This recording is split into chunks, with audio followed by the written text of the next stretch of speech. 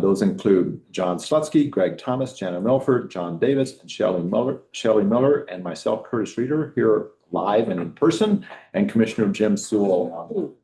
Commissioner Blankenship and Commissioner Rudolph are absent today. We're also supported today by Commission staff, Jeremy Murray, our fearless administrator, Robin Willie, our Commission counsel, Corey Howler, Commission counsel, and Ginny Ray, our program coordinator.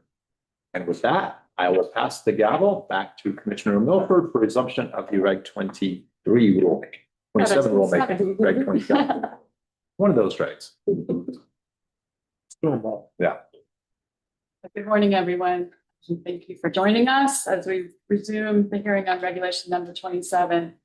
And we're going to continue with parties' battles, and the Air Pollution Control Division finished up late yesterday afternoon. And so we're going to meet with the Colorado Chamber.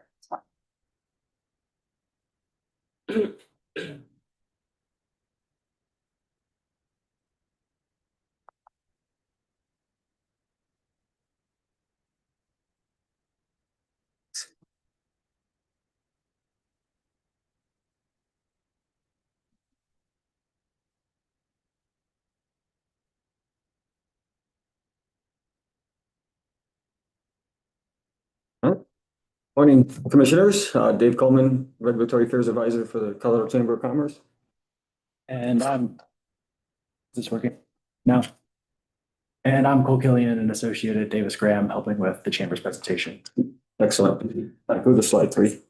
So I want to focus on my time remaining on 3 big issues here in rebuttal, and then a few mop-up issues also that are important, but not as large as some of the other ones. So the first one is I want to talk about long-term contracts. So we did have quite a little bit of discussion yesterday, and we really want to talk about long-term contracts to make sure a lot of the information is there and you have it prior to going into deliberations.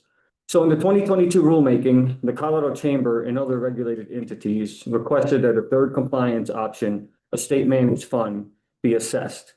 The Commission directed the division to assess this option. The division did that and developed a draft of a potential third compliance option in late 2025, calling it the SCARF, and started stakeholder outreach. After reviewing both the market and the SCARF proposal, the Colorado Chamber and our members concluded that neither the market nor the circumstances justified a third compliance pathway at this time, although we have consistently held that it may be appropriate to revisit later. We asked the division to withdraw the SCARF, and it's also important to note that based on conversations we had with the division back then, it seemed like other parties did not support the SCARF also and asked for its withdrawal. So the division ultimately agreed and did withdraw the SCARF proposal, which is why that had never came in front of you in the hearing. The division then proposed collecting long-term contract information to gain market insight so the division can be ready in case a third compliance option was needed. The Colorado Chamber opposed that proposal from the very beginning. We raised our concerns in written comments and through extensive discussions with the division. The division ultimately removed the reporting requirement from the final rule. We strongly believe this was the right decision by the division. The local government coalition is now asking for the Commission to reverse that decision. The division initially, and then the LGC on slide 6 of their testimony yesterday, identified 2 reasons justifying the long-term contract proposal. 1, obtaining market insight to determine whether a third compliance pathway may be needed in the future, and 2, improving public transparency. I'd like to begin with market insight because based on the division's latest SBAP language, that appears to have been their primary initial justification. The division initially explained that it wants advance notice of potential market shortages so it has enough time, 2 or 3 years, to evaluate and, if necessary, develop a third compliance pathway. The Colorado Chamber understands that objective. But if a third compliance pathway is ever needed, the division should have adequate time to evaluate it. We agree with that. Our position is simply, though, it is not necessary today. So here's a fundamental point I think is critical to state directly to all of you. If a third compliance pathway is not developed today, the local government coalition is not harmed. Eagle County is not harmed. The local governments represented by the LGC that are now advocating for this are not regulated under Regulation 27. They are not responsible for complying with these requirements. So gaining market insight for a potential third compliance option has no impact whatsoever on them. Regulated entities are impacted. Many of these regulated entities are Colorado Chamber members. We are the parties responsible for compliance, and we are telling you that a third compliance option, and therefore this reporting requirement, is unnecessary today. So critical point here. If we are wrong, our members, not the LGC, not the division, and not you, the commission, will bear the consequences. We will. Next slide. The second argument is that this proposal promotes public transparency. I think it's important to distinguish between what transparency is and what it is not, as that word is used a lot. Transparency is not about disclosing more information. It's about disclosing the right information. Transparency means providing information that is accurate, reliable, and meaningful. It does not mean publishing preliminary estimates that are very likely to change over time. In this case, true transparency comes from disclosing the final credit sale, which provides upfront accurate information, which is exactly what Reg 27 does. Publishing preliminary estimates for long-term contracts that could change does not create transparency, it creates confusion. Publishing preliminary forecasts that are expected to evolve does not improve public understanding. It risks creating misunderstandings and undermining public confidence in regulated entities, the division's oversight, and the commission's implementation of the rule. In other words, providing long-term contract information will not meet transparency goals. Next one. Requiring this information is a substantive change and is consistent with the framing and is inconsistent with the framing of a clarifying and administrative-only rulemaking. As discussed yesterday, the Colorado Chamber is also concerned with how CORA could put confidential business information at risk to public disclosure. The last point on this, and then I'll move on. On slide 14 of the division's direct presentation yesterday, the division stated they support increased transparency as long as it does not disincentivize emissions reductions, end quote. Several Colorado Chamber members have made it very clear that requiring disclosure of this long-term contract information could stifle use of long-term contracts. This would hurt the very market that is incentivizing emissions reductions. Commissioners, don't do this. The division was right to withdraw it. Reject the LGC's request. All right, we're going to move on to the waterfall. I stumbled through the presentation a little bit yesterday, but now we've got some language here, so hopefully I'll stumble less. All right, so as mentioned yesterday, we now include provisions in yellow in the next slides on top of the division's recently proposed changes for Part B, Section 3B, 4B. Request 1 on this slide relates to the underreporting issue that I discussed and also includes changes in other slides. So I'm going to discuss underreporting now.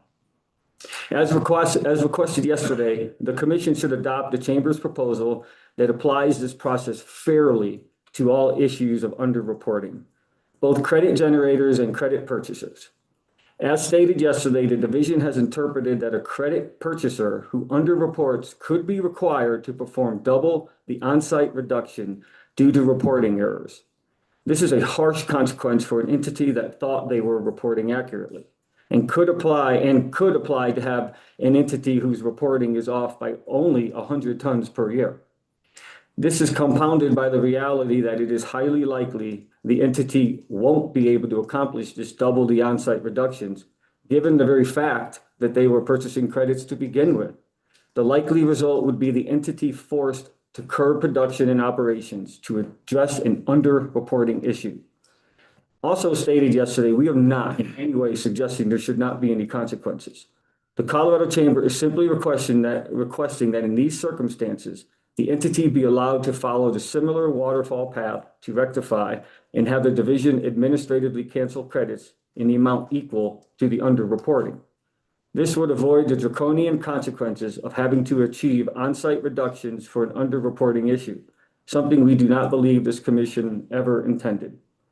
under request 2 on this same slide, credit trading is not currently limited between those in DICs and those not in DICs. And that reflects a fundamental aspect of the credit trading program. Including this language could create confusion or set precedent to inappropriately alter the program. Yesterday, Commissioner Slutsky's request yesterday to amend the trading program to only allow credit trading between DICs highlights the Colorado Chamber's precise concern with inclusion of this language. We want it removed for these reasons. So the changes in yellow address these 2 concerns. Next slide. So request 1 here, we just add further language for the underreporting scenario that I just discussed. Request 2, in option A, entities should be allowed to select which credits the division will administratively cancel. This is critical to account for contractual obligations. Specifically, certain credits, particularly newer credits, may be contractually bound to other entities. As such, the entity should be able to determine which credits the division administratively cancels to account for such obligations. Request 3 is the same as the DIC that I just mentioned, and the yellow addresses those issues. Next slide. The Chamber requests to strike the language that references on-site reductions as it's just causing confusion. And also the division requests that only a 25% premium be included for generating new credits to resolve underreporting instead of a 50% premium. We agree a premium is needed. We just believe 50% is unreasonable, and we are asking for 25%. Okay, next slide. This goes to the underreporting issue mentioned earlier. This language should be adopted if the Commission adopts the additional underreporting framework, as this confirms that an entity would not be out of compliance based solely upon reporting, but would be required to go through this process. So our third big issue that we want to talk about today is CCS. We heard a lot about that. So based upon discussions yesterday related to greenhouse gas reductions in CCS, the Colorado Chamber would like to offer some perspective and insight. CCS is an essential and proven technology for preventing greenhouse gases released to atmosphere. In the initial GEM2 SBAP and iterations thereafter, the division has projected CCS as the leading mechanism for permanent greenhouse gas reductions. Without CCS and trading of credits, the GEM2 sector would have few options to meet Regulation 27 reduction limits, which could force facility shutdowns and moving operations out of state, hurting our state and our residents. I have spoken several times in front of you about regulations and being careful on how it can impact Colorado's business environment. So, as shown on the slide, Class 6 wells are highly regulated. As mentioned yesterday, the ECMC submitted for Class 6 primacy in 2025, I believe, and we'll have this by the end of the year, most likely. As it relates to Regulation 27, the division's upcoming greenhouse gas and CCS monitoring protocol will stand on the shoulders of more than 50 years of regulations, permitting, and enforcement, which already established metrics for verification and compliance. The division began preliminary GEM2 rulemaking engagement with Colorado manufacturers in early 2022. In that process, the GEM2 facilities were told that greenhouse gas reductions were going to be required across the entire Colorado manufacturing sector. GEM2 under Regulation 27 was finalized in late 2023, and its reduction limits took effect on January 1st, 2024. As opposed to some typically longer compliance timelines under EPA's Clean Air Act, the GEM2 group was only provided a matter of days between final rule and effective compliance timeframe.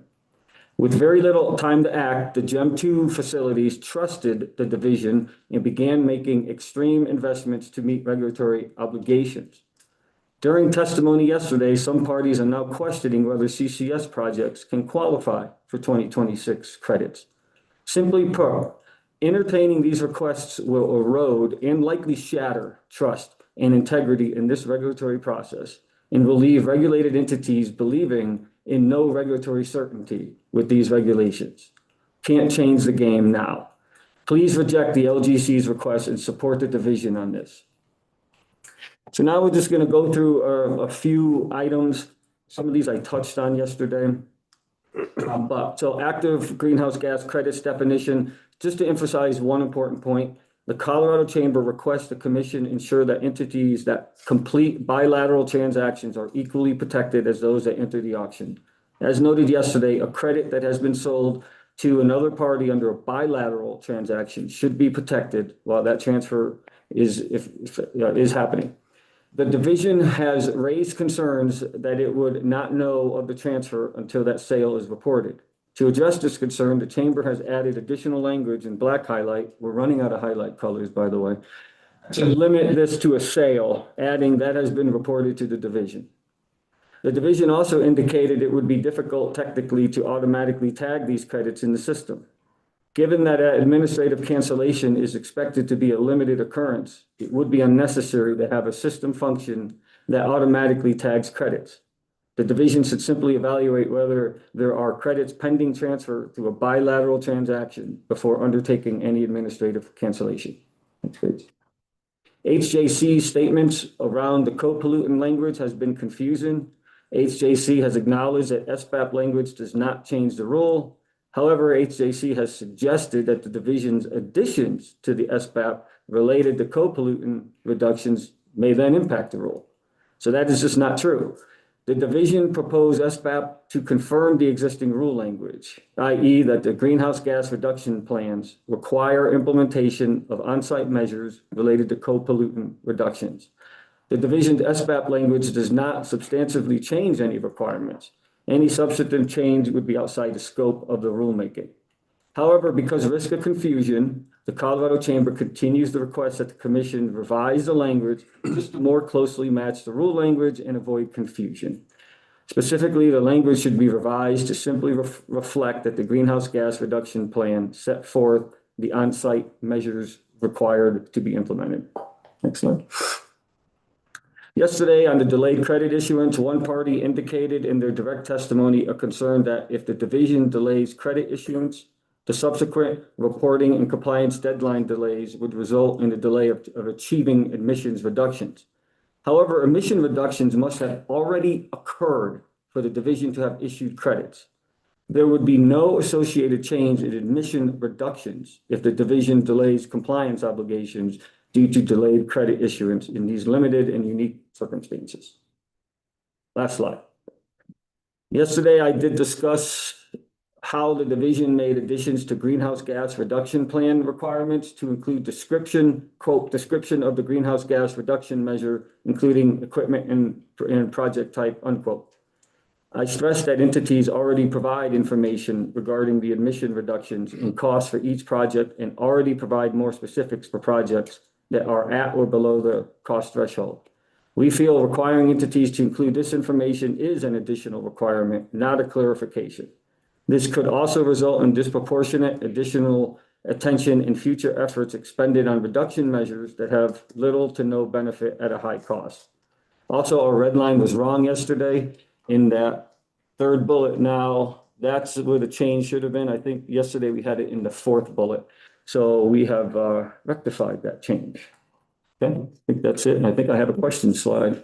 So, yep, we have a question slide this time. So that's it. We'll take questions. Thank you for the presentation and the question slide. Commissioners, question. I have a few questions. I have a few questions about the long-term contract, since I was not at the 2023 process. I understand that you're opposed to disclosing long-term contracts, but I'm not sure I understand why. And my question is, I guess, are long-term contracts things that are a possibility, or they are things that are happening now? I mean, definitely a possibility. You can help me on whether it's happening now. Well, because they're private agreements, we don't really know if entities have entered into these sorts of transactions as of yet. Thumbs up. Sure, if you want. So I think going back to why we oppose it, on the chamber slides, there was 2 points. One, we don't think it's needed right now to get insight into the future market conditions, because the division was wanting initially information on long-term contracts so they could kind of predict how many credits would be in the market in the future and develop this third compliance option if it's needed. And in the original Gen 2 rulemaking, the reason why this third compliance option came up is because we wanted to account for a scenario where there weren't cost-effective or technically feasible GHG reductions on site. There weren't enough credits in the market, so there was effectively no way for certain facilities to comply with their reduction requirements in the rule because they couldn't purchase credits to make up the difference. In, I guess, practice, after the rule was promulgated, what we've seen is that there's an abundance of credits. So we don't think we're ever going to get into that third scenario right now, where we'll need to develop a third compliance option. And, relatedly, we don't think the long-term contract information will provide the information necessary to the division to be able to develop that compliance option within a reasonable time frame. And then the second point was increased transparency. And this is, I think, the main point the chamber's trying to make is that these long-term contracts, one, are subject to confidentiality provisions. Two, can vary greatly. It could be something as simple as I agree to purchase 10,000 credits from you every year for the next 10 years. But it could also be a right of first refusal. So I get to buy as many credits as I need over the next 5 years, up to X amount. Or it could take different shapes, and asking entities to estimate that information and report it to the division and then publish it on their website is just too speculative. And it also, I'm a lawyer, but I'm not an SEC lawyer. And I think there are concerns around publishing forward-looking information on websites about, contracts entered between private parties or, something like that. So that's another concern. And I'll let Anna chip in if she has additional things to add. Ana Gutierrez with Womble Bond Dickinson. Just want to supplement the speculative nature of these contracts. Everything in these things is conditional, and the transaction doesn't happen until 10 other things around that happen. The one thing I will just tell the commission is my expectation is that if there are long-term contracts out there, very quickly you will see a trend. Very quickly, the public will see a trend, right? Because once those transactions are done and sales are made, that is reported to the commission and that is made public. So that other information on how the transaction is structured, what it looks like, the duration, that needs to stay within the private entity so that they have the ability to enter the private market on fair terms and not sort of integrating the public input on that aspect. One thing I'll just add on the practical side, and I debated putting this in my testimony. We're all under a microscope, regulated entities, the division, we're all under a microscope from the public. If we publish a number that says X, we know it's speculative, we know it can change. The division they know it's potentially speculative. The people looking at that, the public looking at that, and the local governments may not believe that. So then when that number changes and it's a different number, then you're going to start to see this clamoring of this regulated entities not doing what they're supposed to do. The division's not holding them accountable. The commission's not doing the right thing. It's going to cause confusion. It's going to cause just a lot of stuff that I don't think we want for something that's not really beneficial. When you get the actual sale of the credits, that's going to give the division information. And again, I guess I would flip the question is we are the ones being held responsible. If we don't have a third compliance option and we needed it, we are going to face the consequences. No one else is. So I guess I would flip the question a little bit and ask why do they want it so much? Those who are proposing for it, who are asking for it now. Yeah, I think that's a question I would like to ask, but in my mind, I can see one argument being if they're buying credits outside of Colorado instead of investing in plant enhancements, then the coal issue is an issue for them. But I have a question. I really appreciated your statement. So one of my questions is, say I have a long-term contract, but nobody knows I have a long-term contract, but then I do a sale year one, and then I do another sale year two, and another sale year three, and they all look the same because it's a long-term contract, then that's what you're saying is implied as like, oh, this all looks the same. I'm doing this every year for the next, I don't know how many years, but it's obvious that way. Yes, I think my expectation is with some of these contracts, you will see a trend. And I don't know that with certainty, but I think that is what you will see exactly as you laid out. Year one, 10,000 credits. Year two, 10,000 between these two. Year three, and you will see that play out, and that will help the division with its sort of market evaluation as we move forward. And do you want to address that? And just to clarify something that I think you said, so GHG credits can't be purchased from out of state to comply with the reduction requirements in the state. Entities can sell their emissions reductions. Well, the chamber can't touch on this issue because we have a member dispute, so I'll avoid it, but you can't purchase credits from out of the state to comply with your in-state requirements. That's not allowed in the current rule. Yeah, right. I'm sorry, I misspoke. No problem. Thanks. Other questions? Commissioners, go ahead. If you could just go back to your slides, I guess, to slide 10. Or slide. Yeah, I want to be sure I'm clear on your concern. I understand your concern, I think, about specifying which credits. So I guess it's relied upon in determining whether it's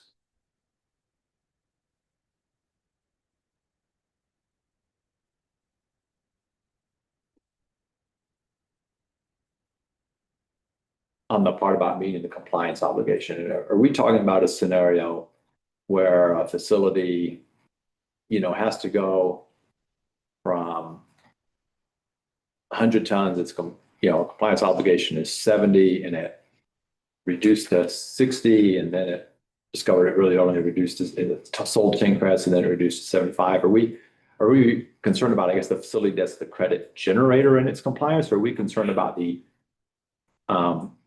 facility or the source that bought those credits in an auction, and then those credits were later rescinded? This is the underreported for the producer, I believe, right? I thought it was the former initially, but then your testimony this morning confused me a little bit. I think it's both. I'm gonna say the first bit and I'll pass it to you. So take JBS, for example, they would be a credit generator. And the concern that we're trying to address with the waterfall is if they, and it gets confusing, so let me get this right. If they underreported, which showed that they were below their budget and they were issued, making up numbers, 10,000 credits that they should not have been issued. For a credit generator, we walk through the waterfall to correct the market, if you will, to make sure those 10,000 credits are deleted from the market at some point. I think what the chamber is talking about this morning, so set that aside. I think there's largely stacked hands on that portion of it. What the chamber is talking about is a credit purchaser. Yeah, and I can get to an example on that. I'm going to use lower numbers just because. So let's say I'm a credit purchaser. I have a 100 emission limit. Let's say I did 120 emissions reported for that year. So I have to buy 20 credits. So I buy 20 credits. But then somewhere down the road, I have to re-report and figured, oh, I really did 130 in admissions, not 120. So I should have purchased and retired 30 credits, but I only did 20 credits. So we simply want the purchaser to be treated similarly to the generators and be able to use this waterfall to resolve that issue, to get an extra 10 credits and then retire those credits. That's what we're asking for in that very simplified example. And that's been the focus of the testimony today. So maybe that's why a little bit of confusion. So you feel right now like that the waterfall language only addresses that first case up for the reporting and everything and doesn't address the second case for the purchaser? Is that? It definitely does not for purchaser. For the generator. That's right. I think for the generator, it does address the generator's concern with one issue I will raise in testimony, discussion. Okay, perfect. Thank you. That's helpful. Secondly, let me just work through these.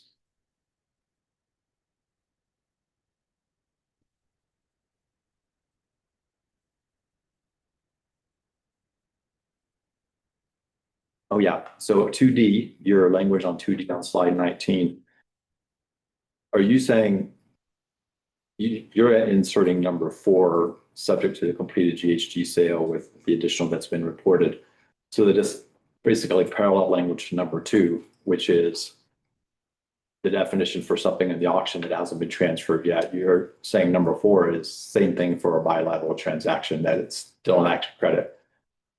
This is a hard thing because active GHG credits are things that are not these 4 things, or 5 things. If you had your, but you're basically wanting parallel language on that. Is that correct? We think they should be treated the same. And Commissioner Reader, I think the thinking there is there's just a potential for a lag window, and we just don't want there to be a hiccup in logistics that creates a concern where something shouldn't have been moved one way or the other by its assignment.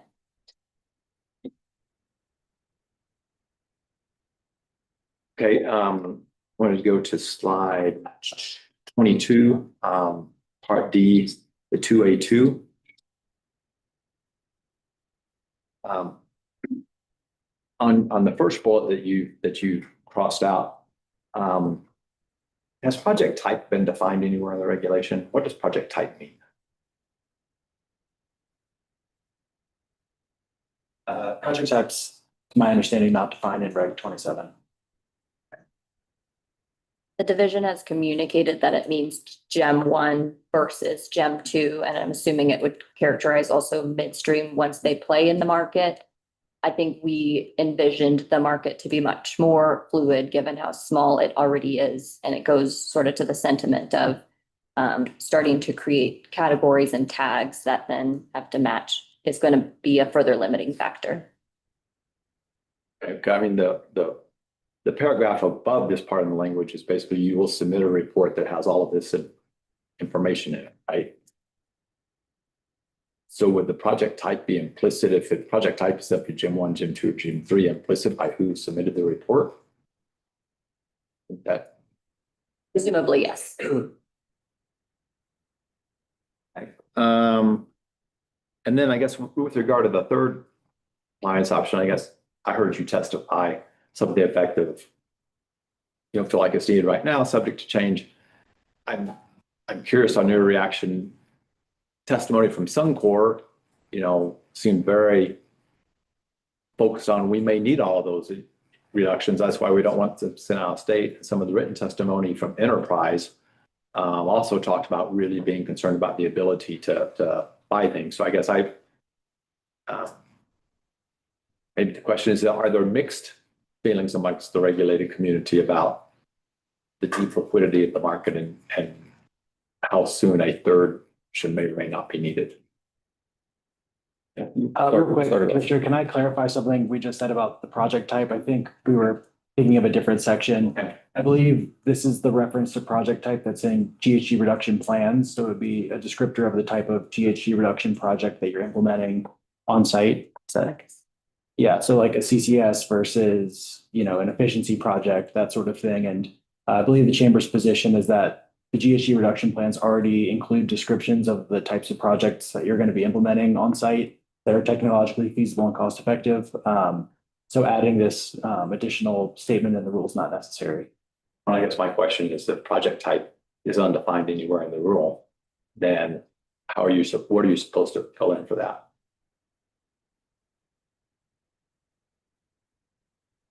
I mean, you've offered some project type options, but I just think it would be fleshed out in the course of drafting your GHG reduction plan and describing the actual project that you're going to implement. so back to the question on I remember your your regulated community is in terms of confidence versus nervousness in the overall liquidity of the credit market. Sure. I mean, what I'll say is, Colorado Chamber members have been united that we don't need this now. I understand that there was one, you named them, they're not a chamber member. But Colorado Chamber members have been united in that position that I've expressed here, or I wouldn't have been able to express it. I think we all feel pretty darn comfortable at least to 2030. So that could change next year. I mean, we may be back here next year. But as it stands today, and we feel pretty good at least to 2030. And we feel there's still enough time after that. Thank you. I was just gonna add on your question on the project type on this. So I think, Jennifer, introduce yourself. oh, sorry, Jennifer Beaver, The witnesses? yes. Okay. The witness, yep. I am a- Everybody just come up. We put a long list. Double checking the witness list. I just want to know, I'm going to be looking at whether it's appropriate to identify attorneys for other parties as witnesses, because presumably you're here to represent your client. And so in my mind, my reaction is that your client, right, if you represent Suncor and this rulemaking, Suncor is an appropriate witness. But as counsel, you should be either entering an appearance on behalf of the chamber or not, and not testifying as a witness.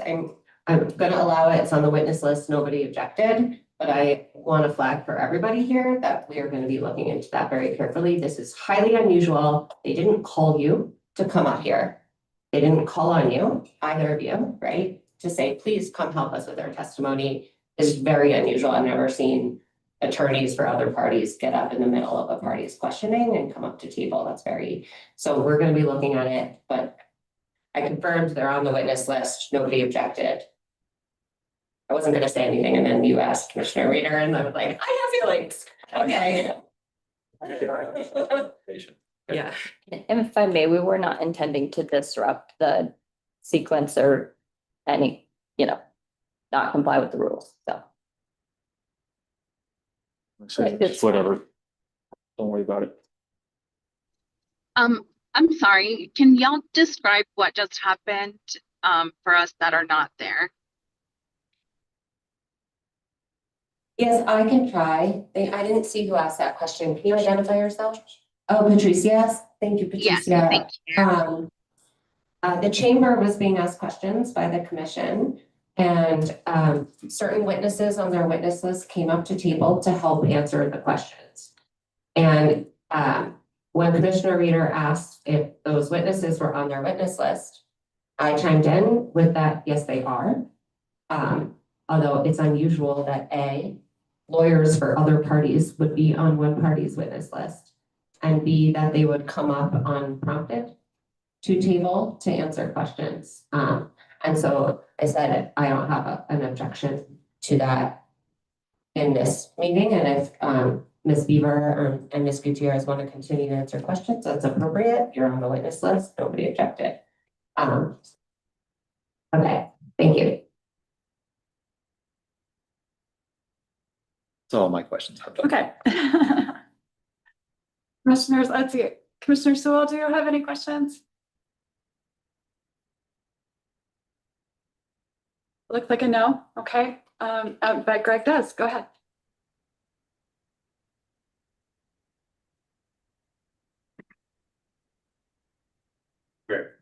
Thank you. Can you explain why a GEM facility would enter into a long-term contract versus just wait for the credit auction? Start. So first and foremost, I think you get more certainty out of a long-term contract. You can set terms, you can set the quantity or range of quantities in a long-term contract. You don't have to rely on the auction's price matching concept where you submit a blind bid and maybe get matched with an offer. The other point is, I think there's a lot of flexibility in what those long-term contracts can look like. So it might not be credits for money, it could be credits for services. It can look like a lot of different things, and it just gives the regulated entities more flexibility and more certainty in the process. And so then when the final contract, let's call it, is executed, no more back and forth, how does that then show up in the state system for credits? So the completed transaction, once the credits have been exchanged between the two parties and it's a completed credit transaction, that information is reported to the division and they have it. And I believe so they would report company A and company B exchanged 10,000 credits in 2022. They exchanged it in 2023, 2024. So once that transaction is completed, it gets reported and published to the division. It's just the forward-looking aspect is what we're concerned about. Okay, and then once it's all said and done, the items that were included and then were not included around contract transparency, what is I'm still struggling with, what is the piece of information that your members are most concerned about?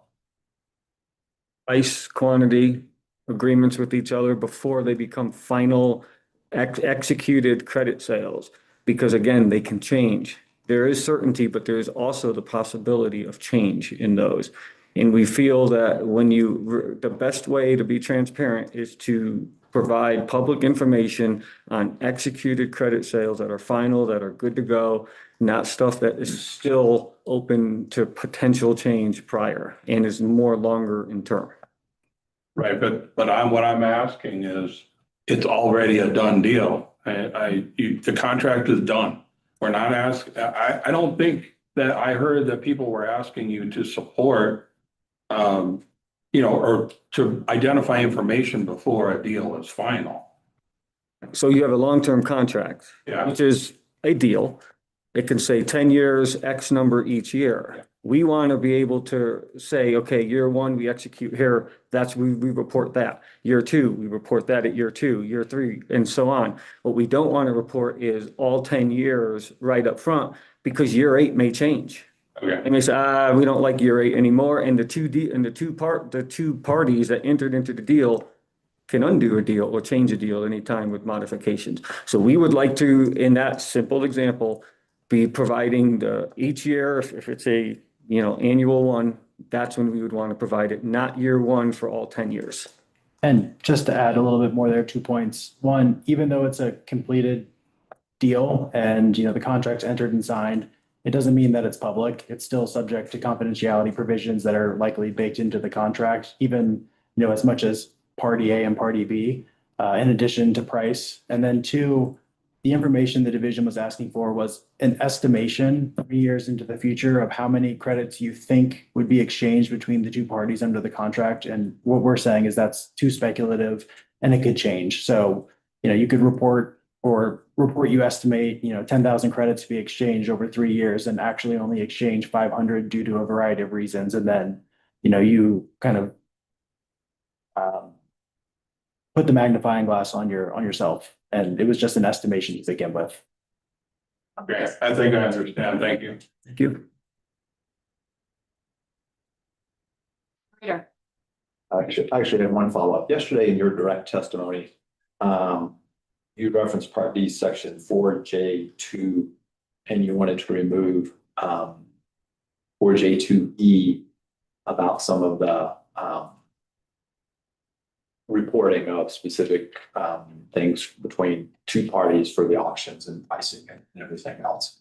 And that was it was language that the division proposed addressing. However, the division noted in their testimony yesterday that under Part D3E, which is the bilateral transactions, there's already stuff. And when I went back and looked at that, it looks like all of that is already reported for bilateral transactions. So the division has the option to report it. They may report it for bilateral transactions. So I guess I'm wondering if it's already in the rule for bilateral transactions, why is it problematic for the auction transactions? It's sort of the same, you wanted parallel language, it's sort of the same question from you, I guess, back to you, is making those parallel and somewhat consistent desirable, or why do you disagree with that?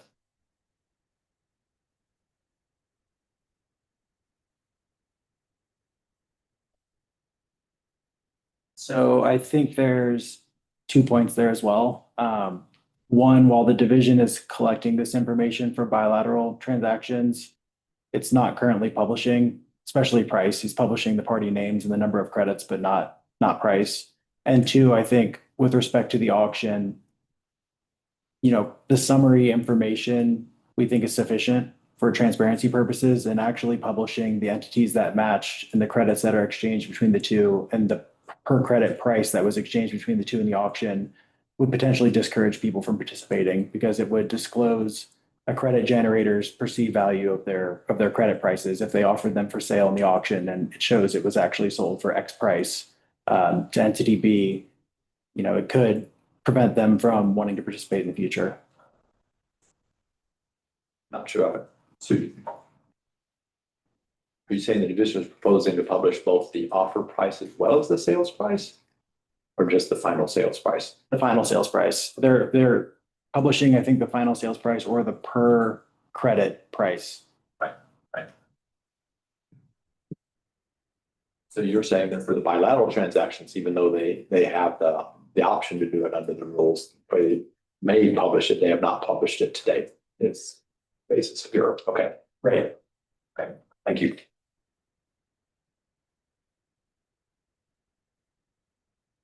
I had a follow-up question about the long contracts.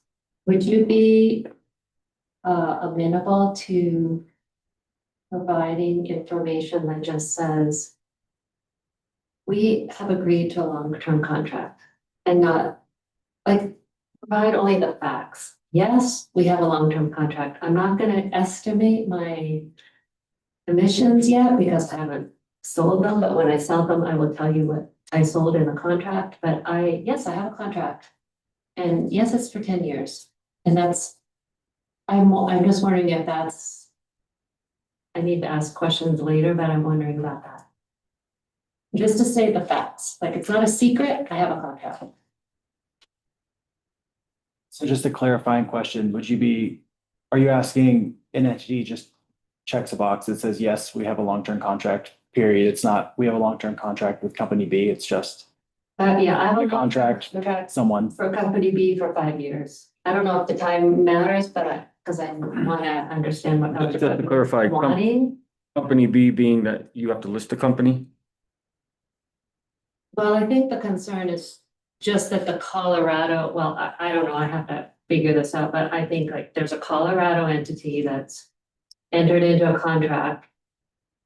And I think that I would want to know what the Colorado entity entered into a contract for 5 years to sell my over compliance reductions or just to buy credits, whatever. So once again, two concerns there. One, if it's just a party individually checking a box that says, I've entered into a long-term contract and you don't identify the second party. If there's only two people that check that box, you can back into the parties of a transaction and it would be the same as disclosing it in the first place. And, two, as we said, those contracts are subject to confidentiality provisions. And if you had to check a box and identify that second party, it would effectively come to the same result. So I think even just checking the box and identifying and disclosing that you yourself have entered into a long-term contract, if there's only a handful of other entities that have done that, you could do the math. And so you don't like that idea?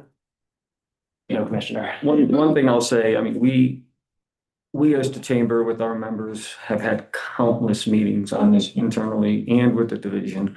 And we tried to come up with ideas and solutions. The division asked us to, the division came up with multiple options and we truly appreciate them trying to find a solution, truly do. And we tried to, the fact of the matter is we just couldn't get there, especially now. So we feel strongly on this one that the division made the right decision. I know it was later in the game and that might frustrate some, but it was the right decision. And we really think you should adhere to that decision that the division came up with.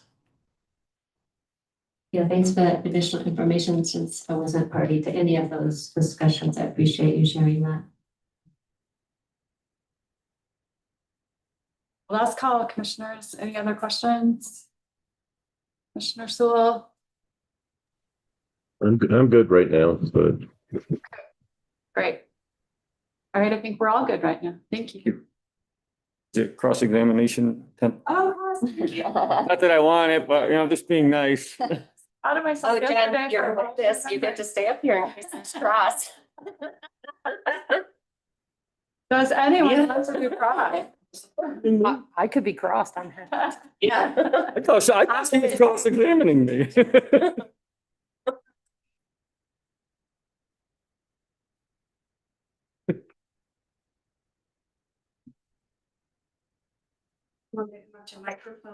Yes. Yes. Please come up to the mic. Yeah.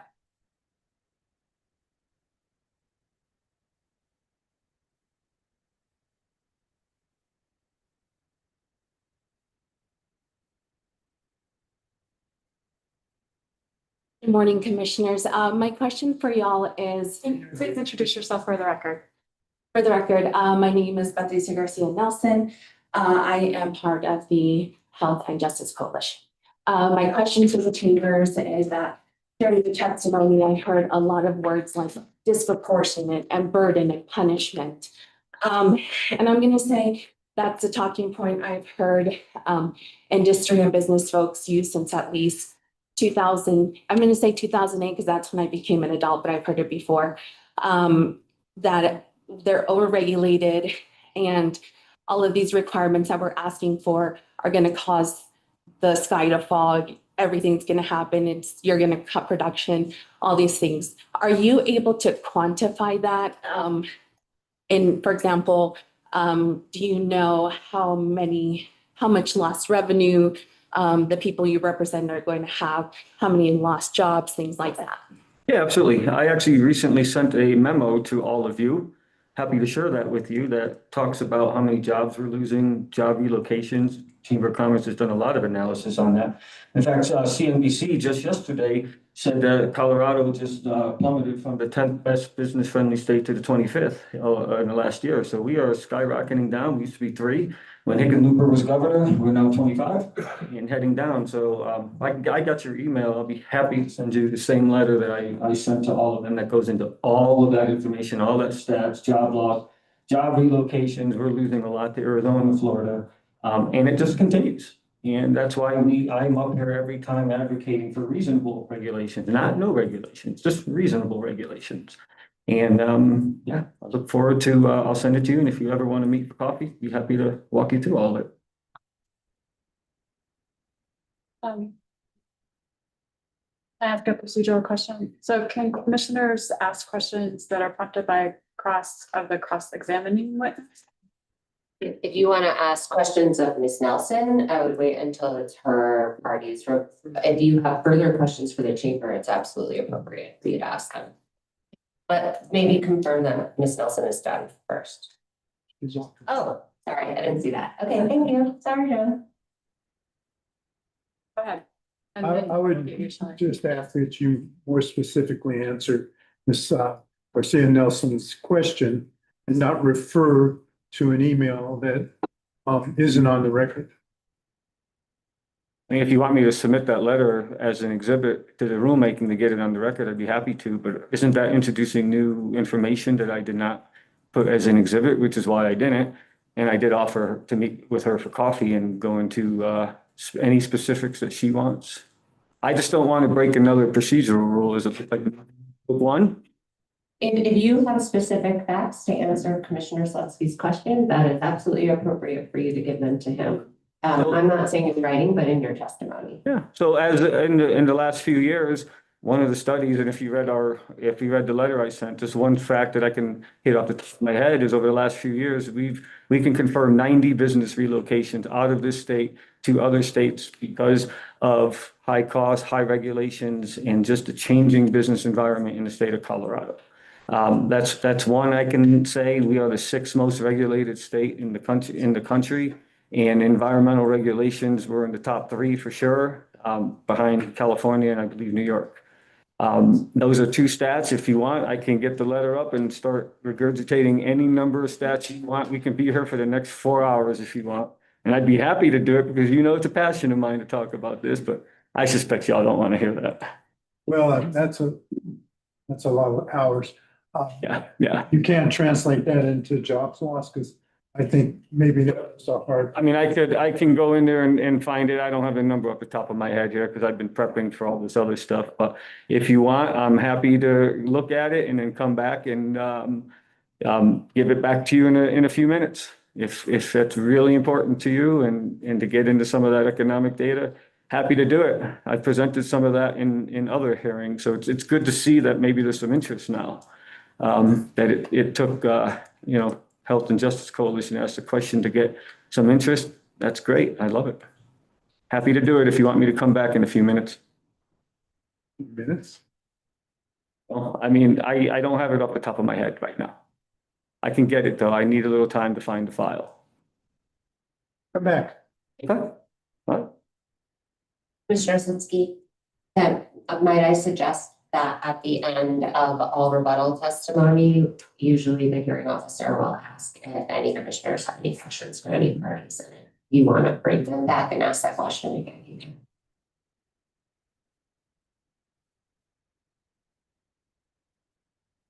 I have a question. Sorry, Mark Wachinski, in the general's office. I would just like to note for the record that division doesn't have the information or the letter that is being referenced by the chamber here, so that's not part of the record. For division so far as the Just FYI in that letter, this was not as part of any rulemaking.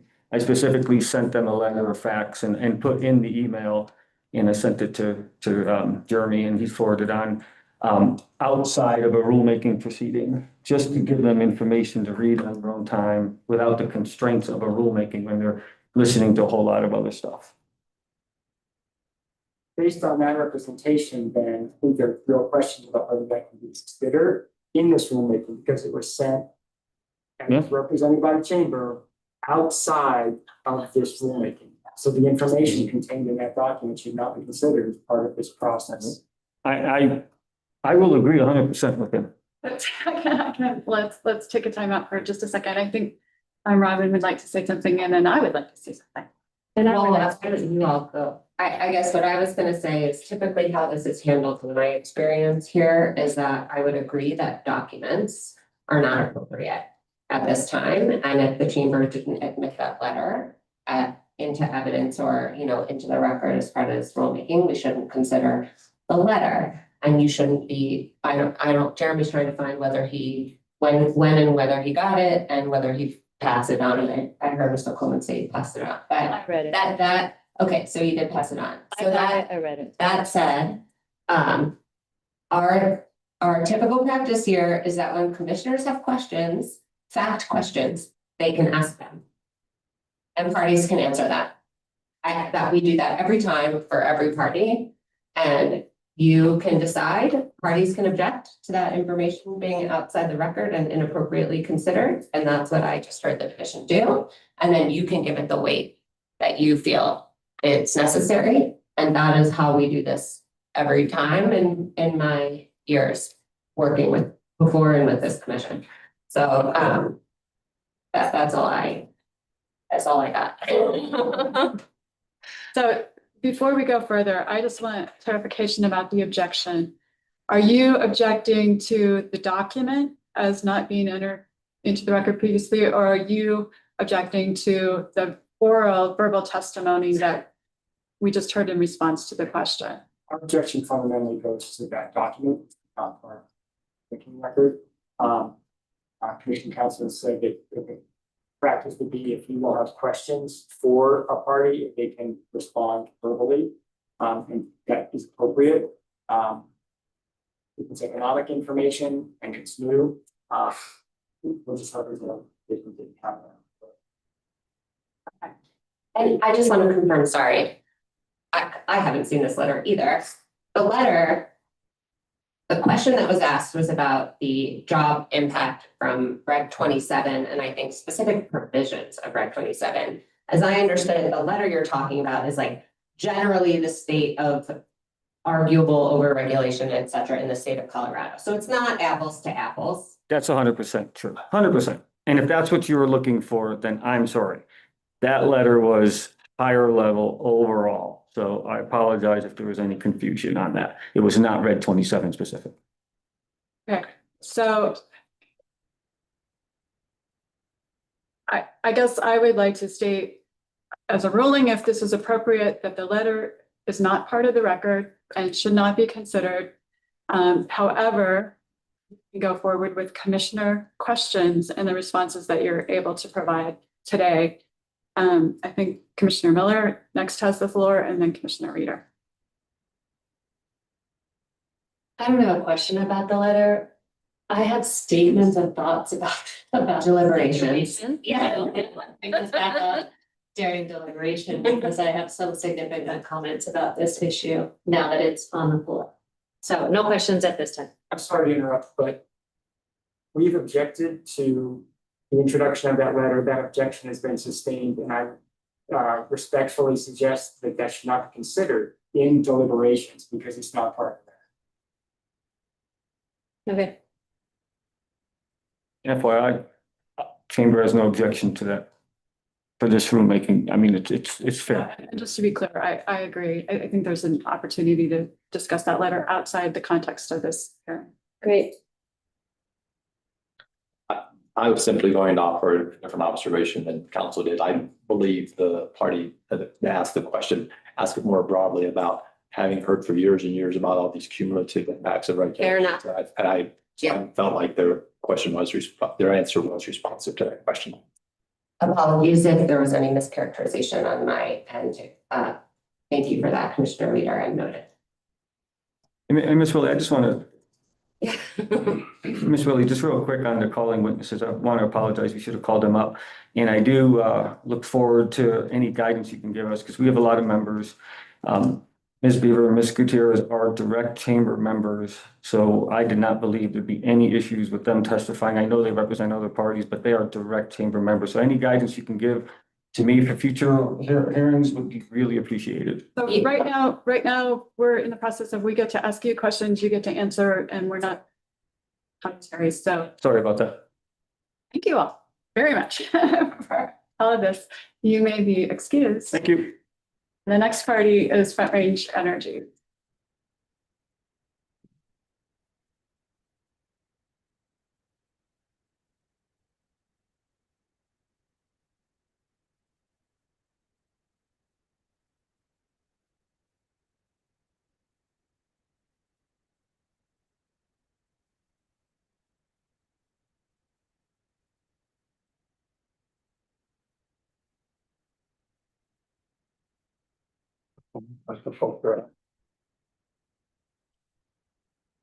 Go ahead.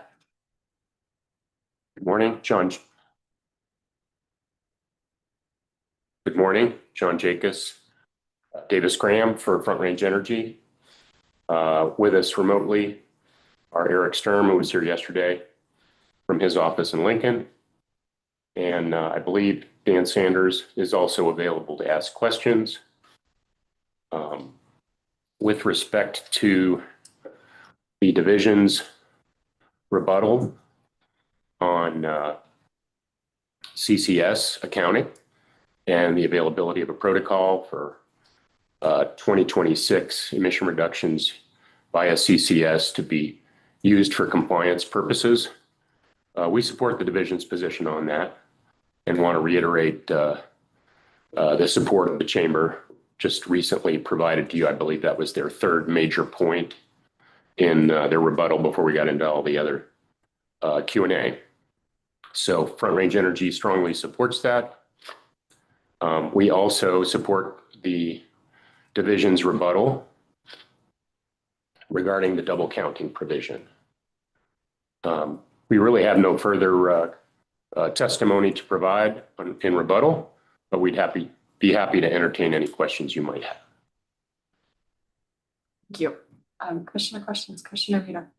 I just want to clarify, when you say support the double counting provision, you're talking about the waterfall or? That's correct.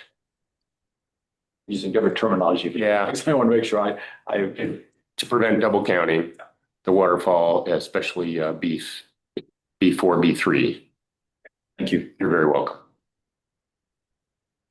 Other questions? Commissioner Sewell, okay? Okay, all right. Is there cross-examination? Seeing none. Thank you very much. Thank you.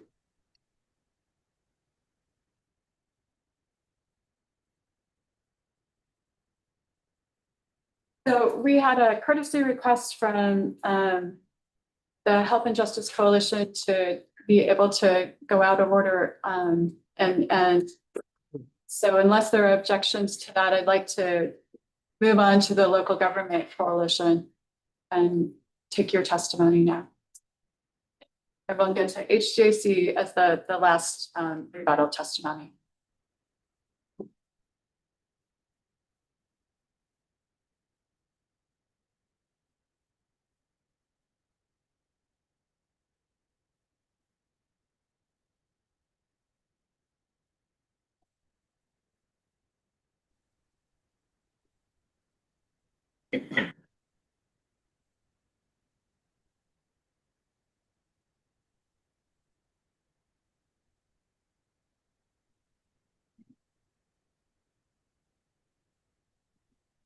Thank you. Since we are going slightly out of order, I just want to check that Devin Reynolds is online and ready to go. Oh, I'm here. Camera's on. Great, thank you.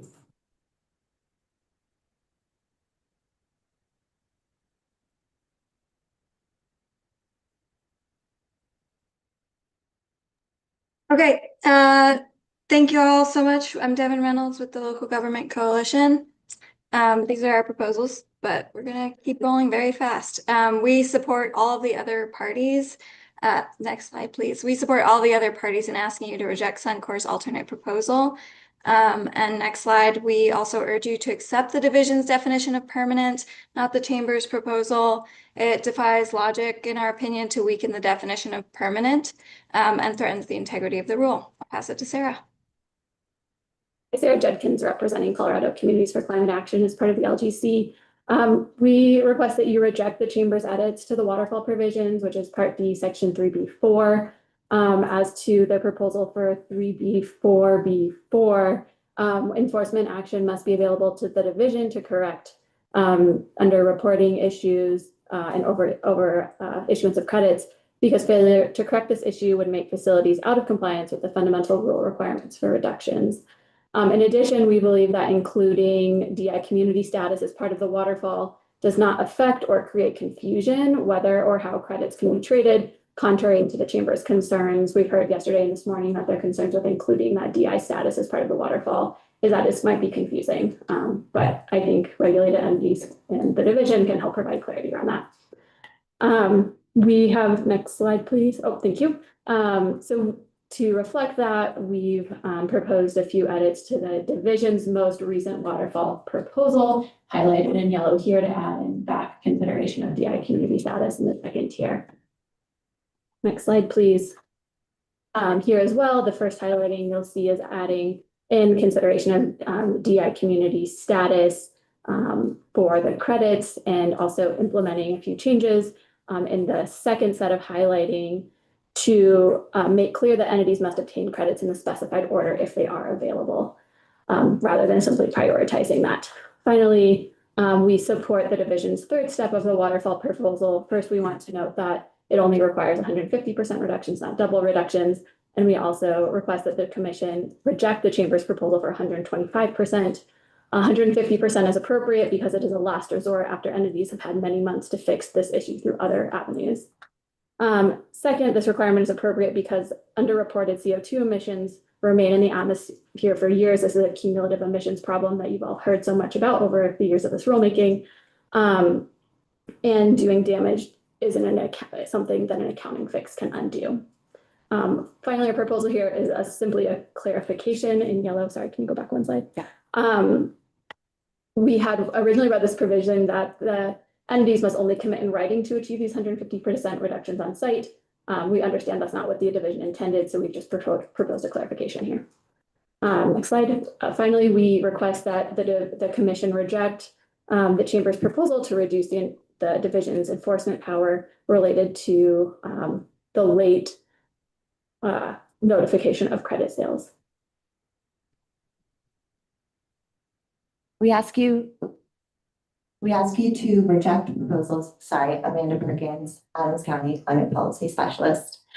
We ask you to reject proposals which reduce transparency and maintain the division's language for GHG reduction plans. The specific data regarding reduction measures, equipment, and project type are key pieces of information and must be included to maintain the intent and objective of the plans. The chamber's position to strike is confusing, as this is not a new requirement and should not be considered. We ask that you retain the post-auction reporting requirements as proposed by the division. These key terms are essential for transparency and market assessment.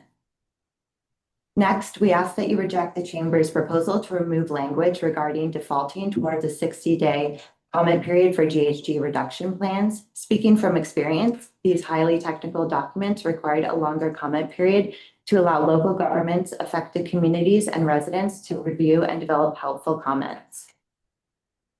We ask that you reject the Chamber's proposal to remove language that allows a third party to review and evaluate reported emission reductions from the definition of verifiable. The division's FBAC language is clear that this is simply an option to utilize a third party if that would be helpful to the division, which is standard in other trading programs. I'll pass it. Thanks. We also ask that you accept the, oh, I'm so sorry. I'm so sorry, I've lost my notes. We ask you to reject the Chamber's proposal to remove language that provides examples on the rulemaking on CCS. These are just demonstrative of the conversations about gaps that we had with the division, and they don't identify future rulemaking parameters. Next slide. We also ask that you accept the LGC's proposal. Oh, I'm sorry, Amanda, go for it. Yeah, no problem. We maintain that disclosure on long-term contracts is essential for future credit market assessment, local government climate goals, and general market transparency. In their initial proposal, the division included what they deemed necessary to accurately assess the credit market and to forecast imbalances or shortcomings. We support their assessment.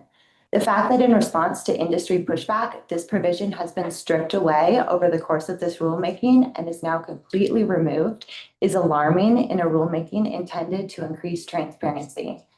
This information is not only valuable to the division, but also to local governments to align with their climate goals and decarbonization strategies, the surrounding communities, as well as the general public.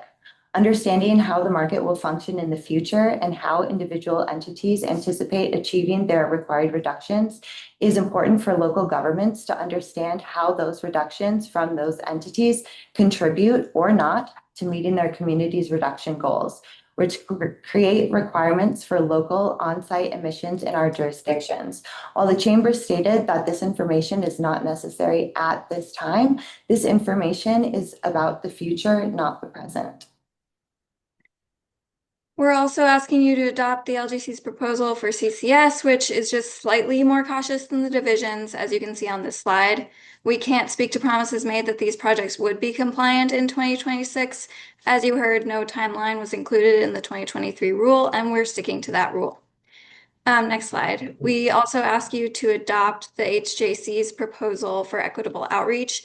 These are reasonable requests from a community-based organization that knows best what impacted community members need. It makes sense to include these stipulations in this rule, especially because Regulation 27 has heightened impacts on DI communities. It's not an accident that most of the GEM facilities are in DI communities. All over the United States and in Colorado, polluting facilities are cited in DICs because low-income Black and Brown communities are not equally protected from harm. Last slide. Your time is up. I'm sorry. Thank you so much. We're done. And thanks everyone for all of your engagement on this. Happy to take any questions on any of the issues. Thank you. Thank you for the testimony. Commissioners, questions?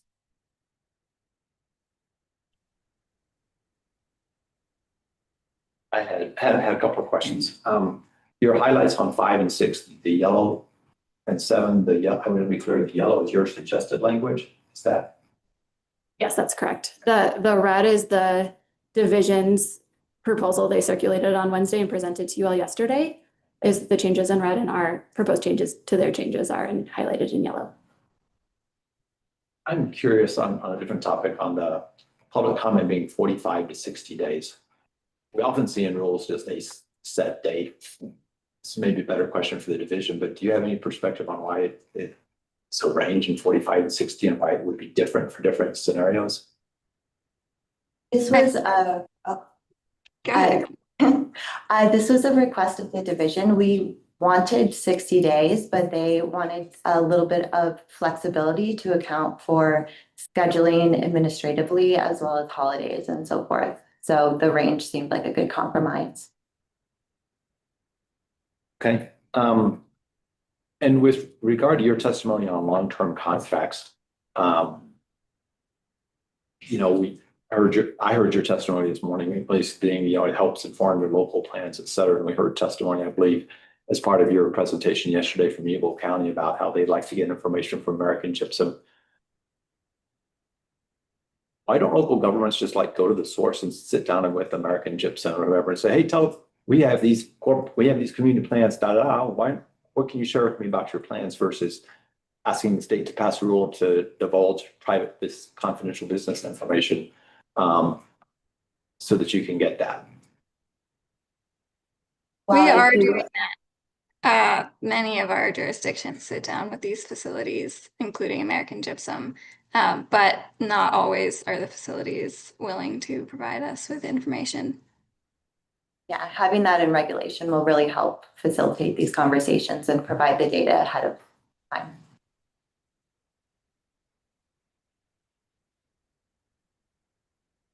I might have one more, but I figure it out. So can I jump in? Go ahead. My question? Yes. So I want to go to step one on the support for division's final waterfall proposal. You went through that super fast. Checked it all in. I would like you to walk us through it slowly, please. Yes, happy to do so. Yes, we were trying to fit a lot of information into our 7 minutes. So the change on this slide to step one is highlighted in yellow. It would so this was originally proposed by the division and was taken out in this most recent proposal to have a second, I'm going to use the word tier so we don't get our steps and tiers confused. Second tier where if credits of the same type, DI community status and vintage year are not available, the next step would be to cancel credits of the same type and DI community status, but from a different vintage year. So that's what we are proposing to add back in here in our highlighted language, rather than skipping that step and simply going to credits of a different vintage year without consideration of DI community status. Thank you. Can we do the same thing with the next slide for step two? Absolutely. So the first highlighted part in the slide is the same issue as I just described for step one. Happy to walk back through that, but otherwise we'll skip to the second highlighting. So the second highlighting makes clear, is more clear the obligation of the facilities to follow the following tiers of credits that they must acquire, rather than simply saying they must prioritize acquiring them to the extent possible. We think it's much stronger and much more enforceable to say that they have to obtain credits in that order if they are available. We understand that there are situations where those credits might not be available, or the entities holding those types of credits might not be willing to sell, which is why the if available plate does work there. And then I'll have you address the next slide too. Yes, absolutely. So we view this as simply a clarification. We're supportive of this entire proposal from the division for step three. When we first read this provision, we read it as simply that the entities must commit in writing to achieving the 150% additional reductions on site. We didn't think that was sufficient. We want them to actually be required to achieve those reductions. After speaking with the division, we understand the intent was that they simply must tell the division in writing that this is what they're doing to comply.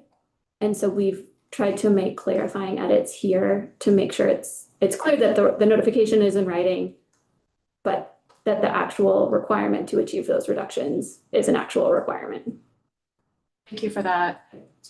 So just further question on the waterfall.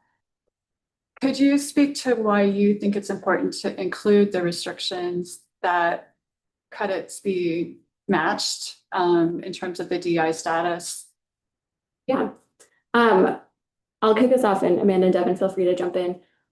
We think that's important because it reflects where the credits were generated, right? That's what the DI community status reflects. And so we think it's important that if the credits that were to match the credits that were overissued.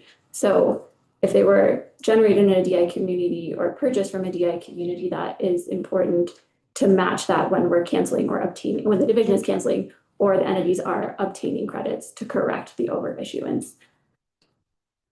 Does that help? This Okay, is, yep. can I add? This is Yeah. also because while we're talking about accounting here, these are actual emissions that went into the atmosphere.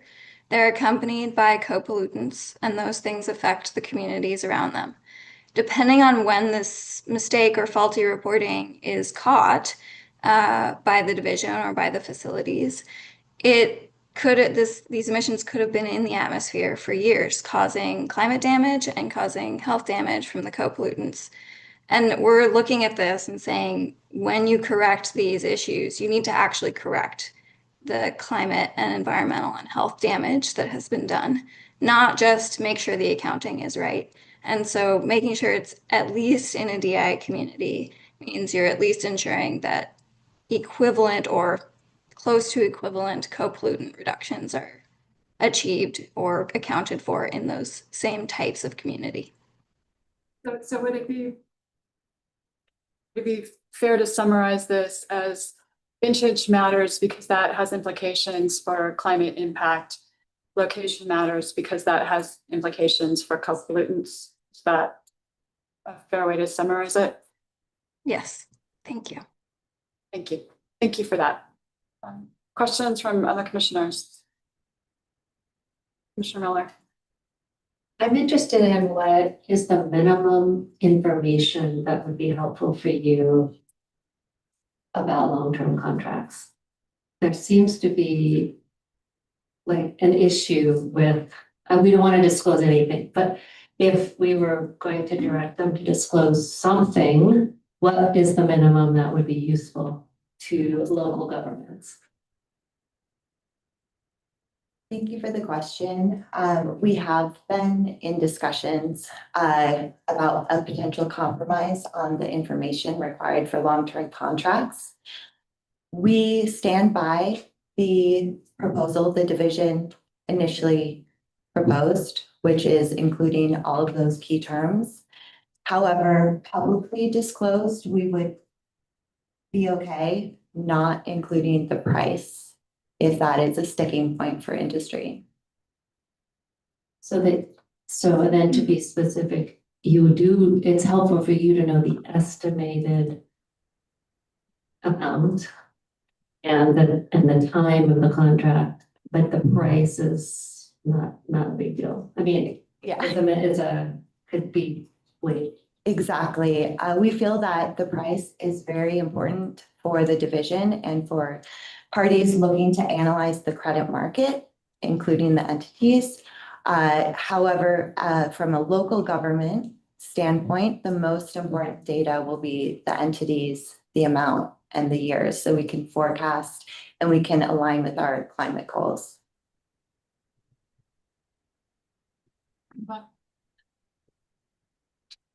Can you remind me, I know this has been said, how many years are we talking about for a long-term contract?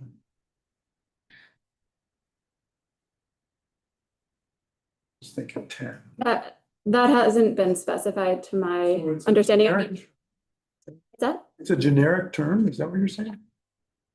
correct? I mean, the entities enter into contracts of various lengths. Sure. And that's kind of the intent here is they might enter it into a 3-year contract, they might enter into a 10-year contract. We're not proposing, and the division hadn't proposed an outer limit or anything or a So length limit. Long-term contract would apply to any contract. It would apply to future looking contracts. I'm saying, Future looking contracts for multiple years of buying or selling credits. so there's been no discussion about defining it a little tighter and saying, okay, we want just 5 years and less or whatever. What would your number be? I will say there hasn't been discussion about defining that. I would defer to the local government specialist here as to what length of information would be most helpful or the shortest amount of information that would be helpful.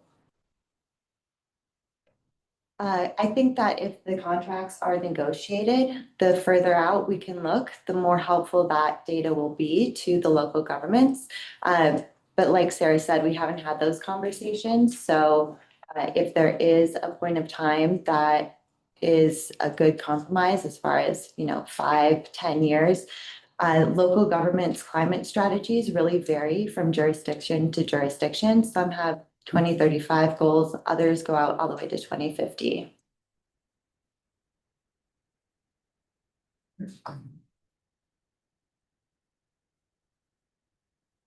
Other questions?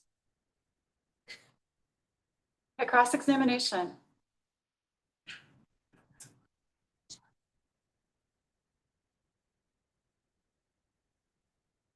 I don't see any cross. All right, thank you very much. Thank you. Thank you.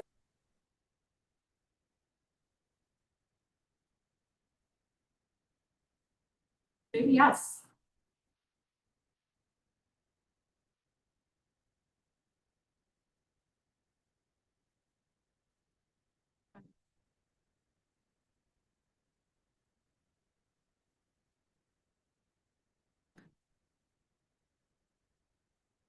Okay. We'll do this one and then we'll stop and you'll get to come back up after break for Latino foods.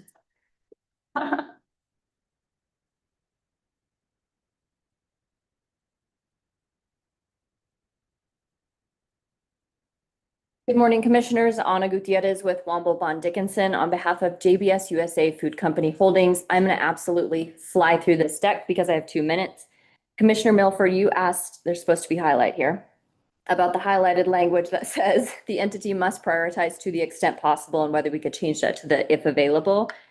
JBS strongly opposes the if available, but we hear the concern, right? The concern from our perspective is that this entity, if they're in this circumstance, may only have 120 days to obtain credits on the market, and a seller could charge unreasonably, unbelievably inflated prices to make sure that the buyer purchases them and they have no real alternative, and that's not the intended outcome.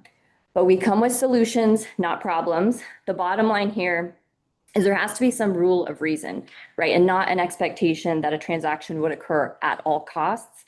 Given my short window, Commissioner Milford and others, I would love to walk through some of these options and LGC's proposal together because I do have some positive reactions to that as well. Stepping to the next issue, which is double counting and Suncor's alternative proposal, the text and structure of the rule as a whole recognize that emission reductions may be applied outside the Colorado system, provided that no double counting occurs. That is in the current rule, it is existing. Any attempt to advance a different interpretation in this rulemaking is beyond the scope of this proceeding. What Suncor asks of this commission would impede the very investments that the program is designed to incentivize. So let's think about this. Restricting emission reductions to an automatic conversion to GHG credits would effectively create a buyer's market. We'd flood the market with supply, suppress credit value, and we'd erode the economic incentives that's necessary to put these capital-intensive projects on the ground. That would benefit, really what they want to pull out is the benefit of these projects at a really low price.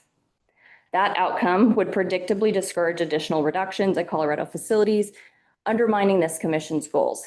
I know I'm almost done. If it may please the commission, I have one more point. And you're going to tell me I'm out of time. So you're out of time, but I will ask you what your final point is. Thank you. I appreciate that, Commissioner Milford. Given the investment and business decisions already deployed by JBS, Reliance interests here are really a meaningful legal consideration for this commission. We ask that the commission adopt the division's 3D, its proposed references, and the accompanying SBAP language. And with that, thank you. And I will take questions. Thank you. Other commissioners, questions?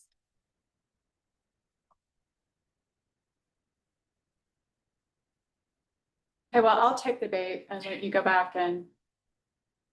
It's positive bait, I promise, I promise. Okay, so it may also be helpful to walk through LGCs as we're talking about this. I don't know if it's, well, we can just talk through their step one where they want to add the language. And may I pull up LGCs? Would that be helpful to pull up the LGC slide? So. Okay.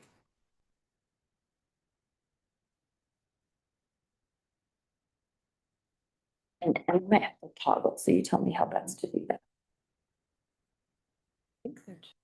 is behind me. Just go to the beginning. I think it's like slide 5. I've got that verse. Okay, run back. Okay, got it. Is this your step 1, I believe? Okay, if I get this wrong, there's no intent to mischaracterize. I believe this is the step 1 proposal. And the ad here is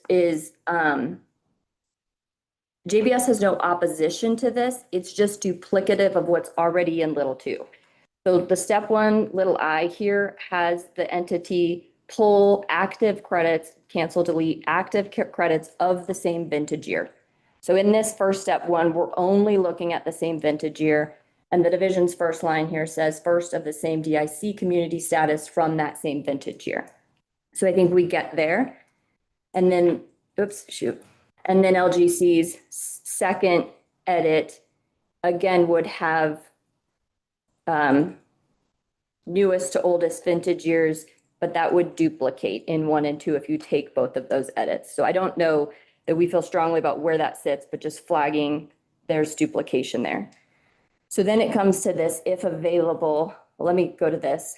There's no opposition here on this third little I from JBS. That clarification makes sense. It's folks' intent. So then now the question is about this if available language. I'm gonna come back to this.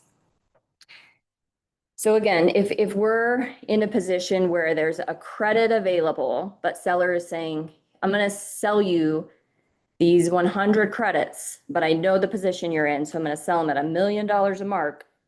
That's not the outcome that we're intending.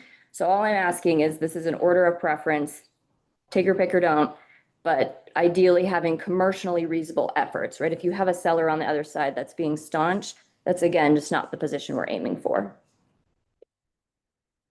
Understood. Thank you. Thank you. Other questions from commissioners? Go ahead.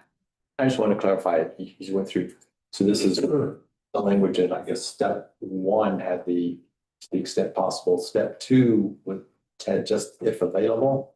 Step 2 has the if available language. And that's okay, or that also you want to have? Well, I should clarify.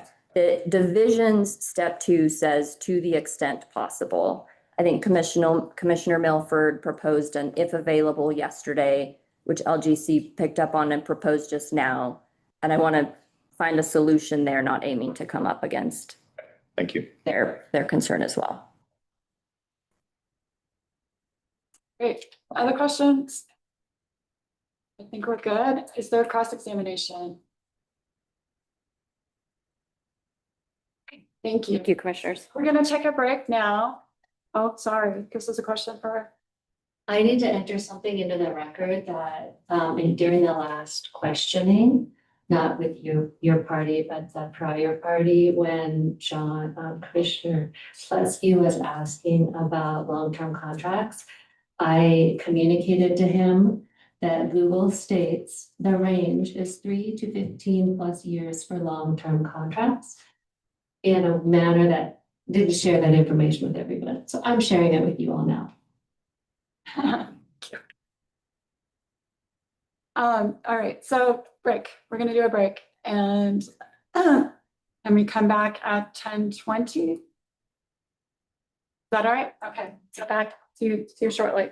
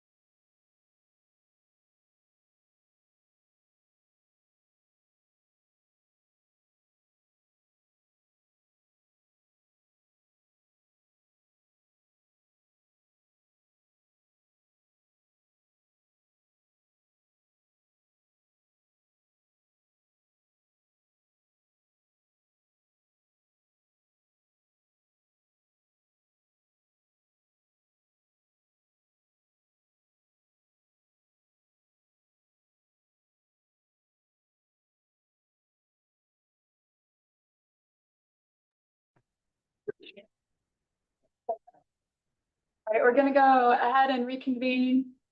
Anna, I think you're up still with Leprino.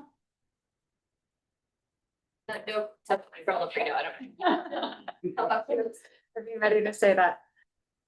Next up then would be Suncor.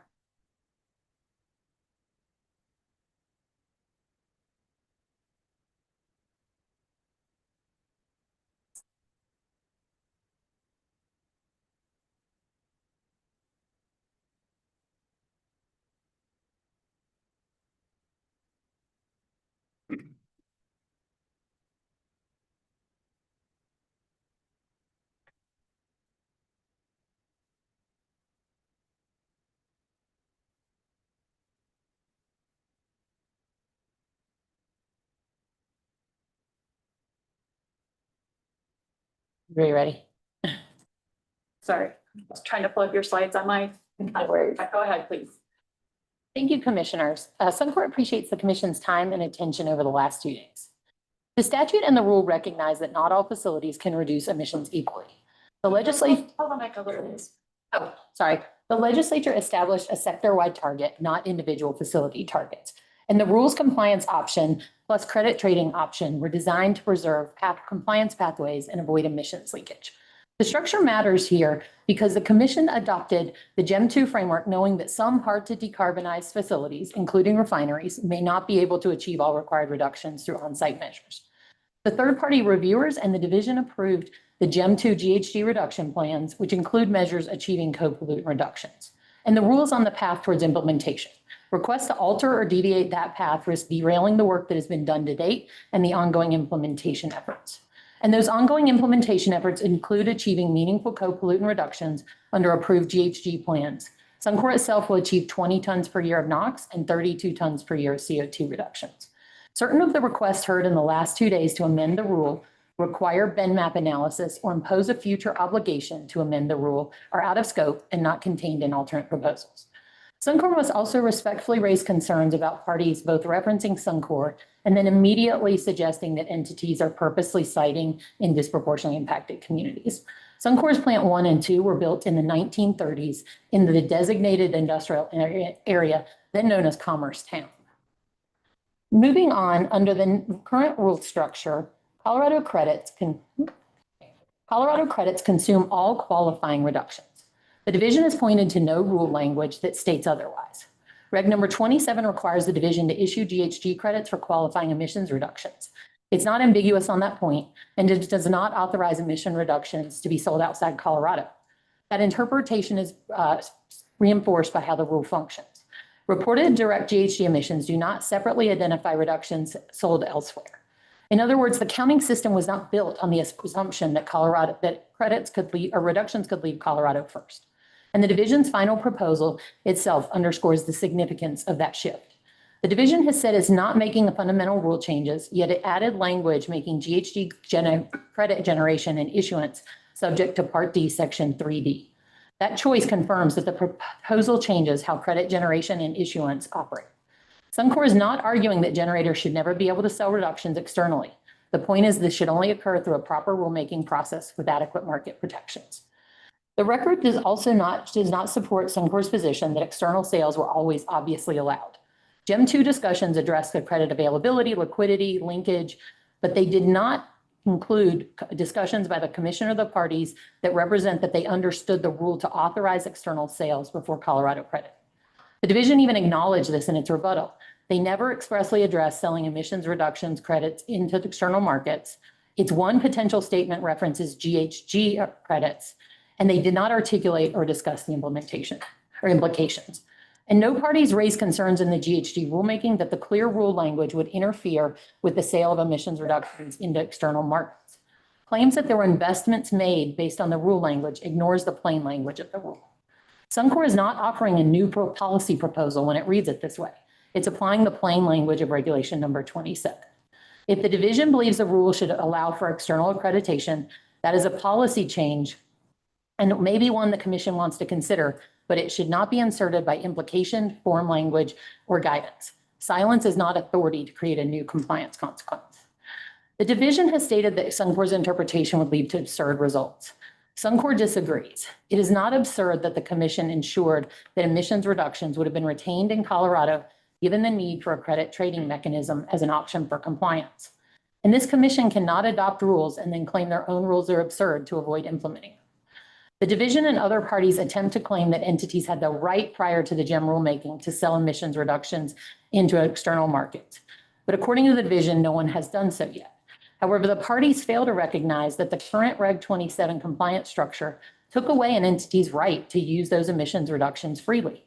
An entity now must use at least some, and for some entities, potentially all, of its emissions reductions for compliance purposes. No parties have claimed that that was not appropriate or allowed.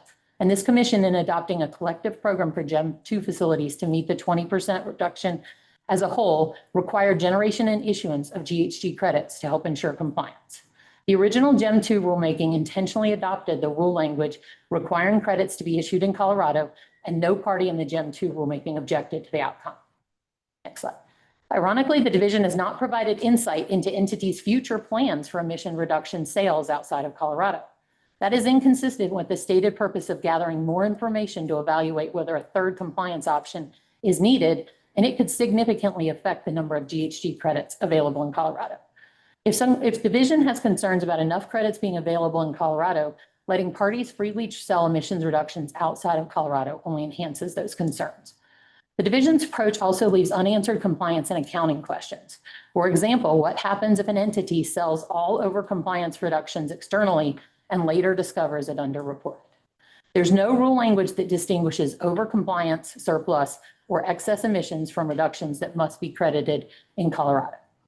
The absence of this language demonstrates that these issues have not been properly considered.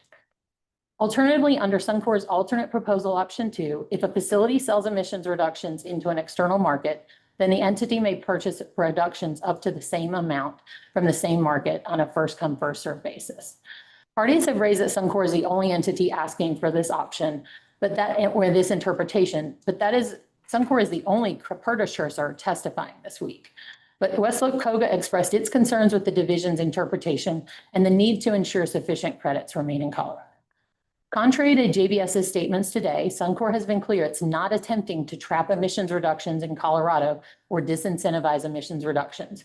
Suncor again believes the rule is clear in its face, and it's expressed its openness and even proposed rule language to allowing for those sales as long as the reciprocal option is available, that Colorado purchasers can seek to pull those emissions back into Colorado.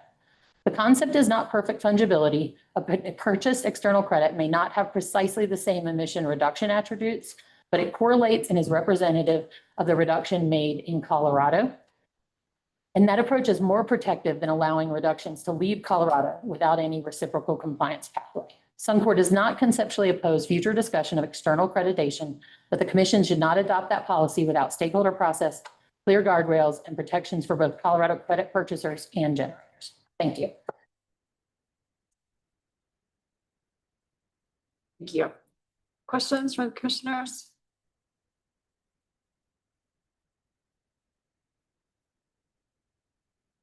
Commissioner Sewell?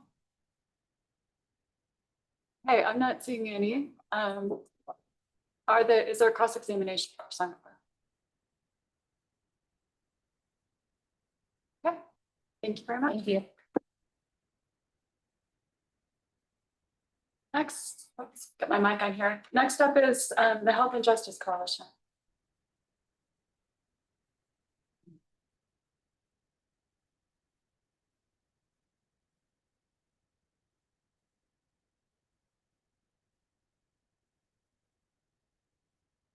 You know all the shortcuts. Just learned that one. That's cool.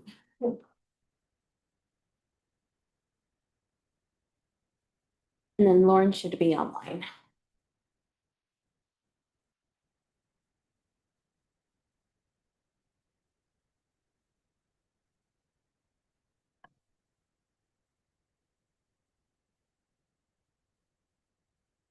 There she is.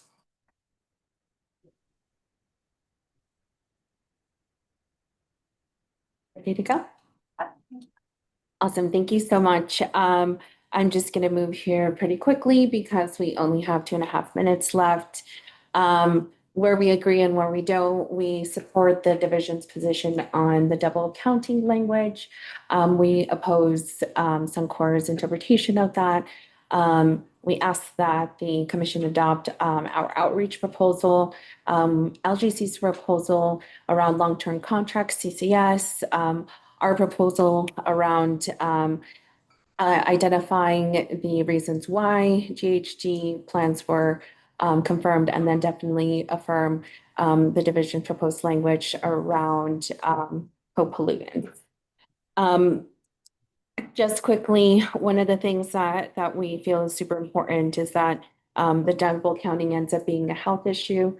And the reason we're saying that is because, again, like some of the other parties mentioned, that it is possible that what ends up happening is that these reductions ultimately happen, and then at the end, it's just the accounting that looks like it's happening more than it actually is. And one of the things that I always want to highlight is voices from our community members, and this quote has stuck with me for almost 2 years from Laura Martinez, is that the state measures in averages, but our communities don't breathe in averages. And I feel like that's especially relevant here, given that she is from the community that is impacted the most by Suncor. And then I will pass it over to Lauren for some of our other asks. Thank you very much. It's a pleasure to be here. Thank you. We want to reiterate our proposal 6 already before the commission based on the state's own 2023 analysis, finding $170 million in avoided health impacts available through co-pollutant reduction, and the benefits of current cost benefit analysis these benefits are not reflected in the current cost benefit analysis. And meanwhile, Suncor's actual on-site co-pollutant reduction may be as low as 3% under the proposed rules. Our proposal 6 asks that BenMap health impact figures be included in the cost benefit analysis for co-pollutant strategies, regardless of compliance pathway. And we ask the commission to affirm it. And also, just briefly, we feel that the division misconstrued our ask as asking the commission to actually regulate instead of the division, and that was not what we said. So we wanted to clarify that that representation was not accurate yesterday. Thank you. And using our less than seconds, I'd like to show this picture is from a recent Take on Toxics tour that we took with community members in Windsor. And this beautiful site is the future home of a nasty giant oil and gas development. So this will no longer exist in a few months in Colorado. Thank you. Thank you for your testimony. Are there questions from the commissioners?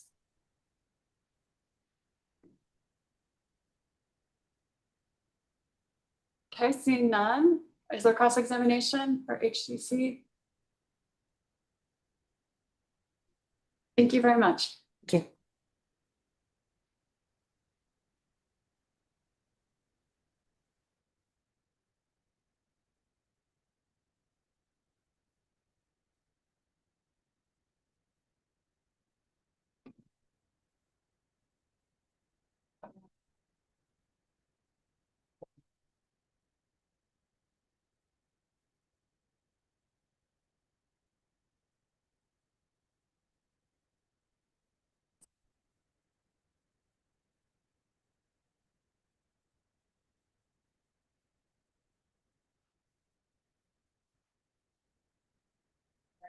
We're trying to figure out a break.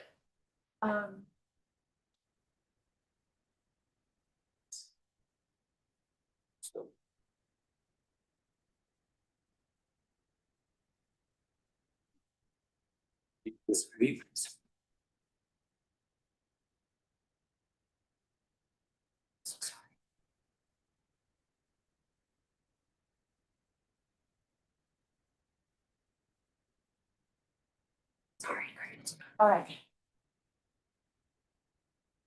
So I'm sorry for all the whispering up here. We're just trying to figure out the clock. What we would like to do is do a 10-minute break right now before the division, I understand, has SUR rebuttal.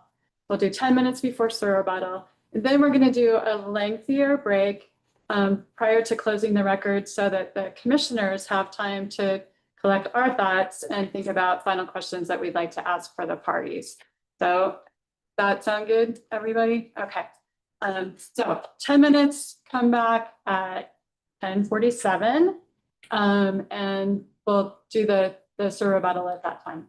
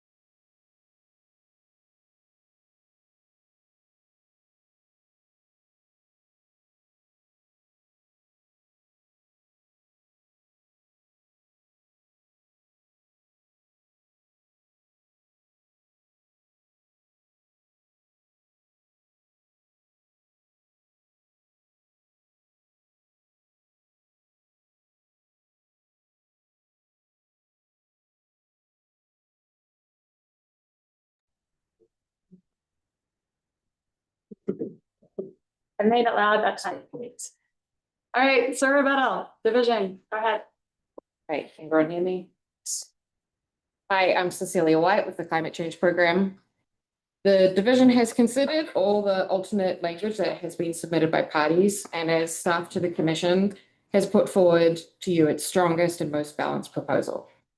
We're going to run through these slides quickly given our limited time.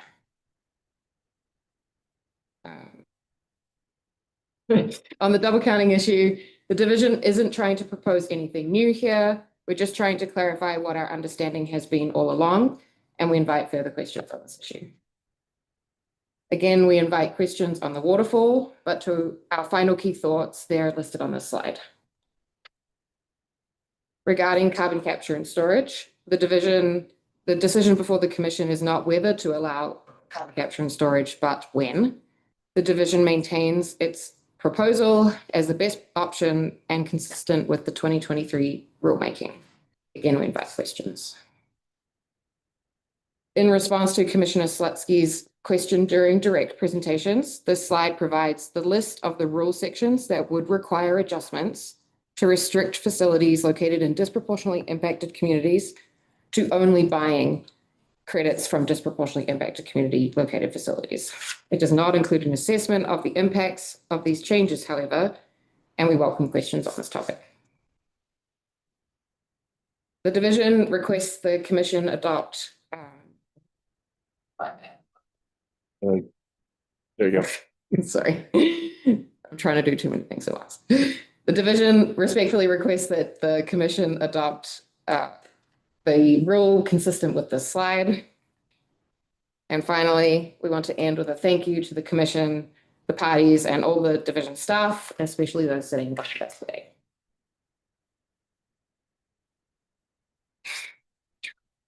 So, That's sweet. But we have a question. I guess can I entertain that, Robin? A party has a. After we do our. Oh, okay.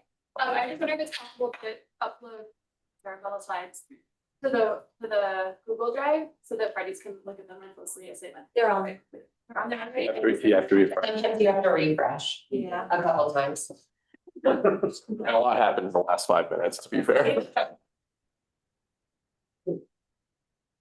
Oh, I see Commissioner Sewell with his hand up. Go ahead. Yeah, my question, if you could help me understand, and there's a lot of concern around it, what's being reported in the sales. I think the division said they only require generalized information, or that's what will be published, generalized information. Can you explain that so it help me understand there?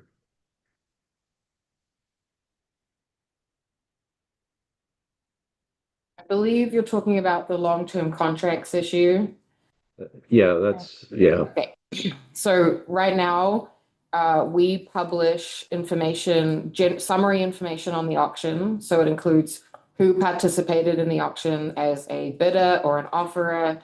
It includes the settlement price from both auction rounds, and it includes the quantity of credits that were won or matched during each auction round.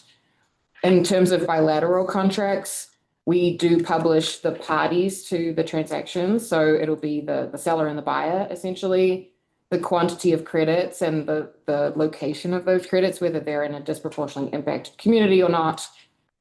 And then price information will be released. It is not currently released because we haven't had enough transactions to ensure that we're protecting competitive advantage or ensuring that no one has competitive advantage over another party. And what we will be publishing is a summary or an average price of those transactions. But at this point, that's the information we publish. Okay, so an average price on credit sales. I mean, is that similar to what they do like in leasing where, the high price was this and the low price was this and the average is, X, but that's I guess where I go back as an example, like for leasing oil and gas leases or something like that, but. Commissioner Sewell, thank you. David Beckstrom, for the division. That's generally right. It's a weighted average. We wait until we have enough bilateral transactions such that we think the information is sufficiently anonymized. And then once we have that, we provide a weighted average of what those transaction costs were or prices were. Okay, thanks. I'm gonna jump in because I've got a kind of a related follow-up. And not talking about the long-term contracts, but what you report out currently on the auction. I know you do a low and a high and a median. It wasn't clear to me whether those were out of the bids or out of the bids that matched. It's out of the bids as well as the offers. Okay, so the original bids, the original offers, regardless of whether they actually found a match. Thank you. Yeah, because if they find a match, that's the auction settlement price. I want to build on that same question. So the new 4J2E, I believe, proposes to report more specific information out of the auction. And I am wrestling with that. I guess I'm trying to think through, are we treating bilateral contracts and auction contracts the same? And if we're waiting on the bilateral contracts to get enough atomized information, then, and we're concerned about protecting some of that information, then why do we want to be very specific and report everything out of the auctions? It's a good question. So the bilateral transfer kind of has the opposite information to the auction, right? It's the parties, the specific parties and the quantity. So that is known within 30 days of that transaction occurring, versus the auction is more of a summary approach. And it was a request from communities and the public that the the summary information we released post-auction was matched specifically to between buyer and seller. And so the settlement price is already out there, which is not released as part of the bilateral transfer for each individual transfer. It's just a summary of that. But that information is already out there from an auction perspective. Those transactions all happen at the same price for each round of the auction. But what isn't out there is who specifically matched during the auction, which is out there for the bilateral transfers. Okay. So for the auction, what is currently out there is the buyers and the sellers and the amount they sold and purchased, but not necessarily the specific one-to-one. Correct. Is that what we're mostly adding with 4J2E? Yes, it's the specifics on who matched and how much of the total that was matched they matched. And what is the benefit of providing that information? Yeah, it's insight that the public has been requesting. So additional transparency, I think, is important from the program perspective for the public. It's also, has the public indicated what they would do with that information or why they want it, or do they just want information? Sure. I think we've gotten some general information, and we of course welcome maybe input from the local community or the LGC or HJC that might have more specifics. But I think a lot of what communities are curious about is source A buying credits from something that's totally across the state from source B. How are those transactions shaping up and what does that look like? And I think from our perspective, the state-run auction is something that we do want to provide a little more transparency into, because it is sort of a state service to be that price matching tool, which we view just maybe a little bit differently than the bilaterals, which are these private contracts. And so we are trying to sort of level that a little bit and provide communities the information that they might find useful. Thank you. Of course. Questions, but people have other. I was just building on the question.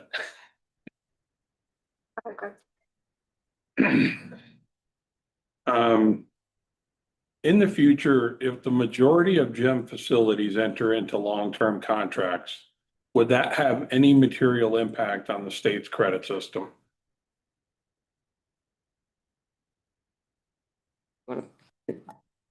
I might take a start at that and if necessary, might call up our economist to answer that in more detail. I think it would impact what we know about the market, right? If there are these long-term contracts and that we don't have information or insight into sort of the duration of those, the amount of credits that's to be exchanged, who the parties to those contracts are. I think that if there are a lot of parties that do that, we just lack that sort of insight. We'll find out on an annual basis what's transacted, right? So we'll know that. But as far as being able to look ahead and understand, okay, this many credits are out there, this many credits are likely to be generated based on so-and-so's current, emissions levels and what we know about projects that they're pursuing or not pursuing. So yes, I think it can impact what we know about the market. I don't know that it has severely detrimental impacts on the market itself, because that's going to be based on what reductions are happening from sources.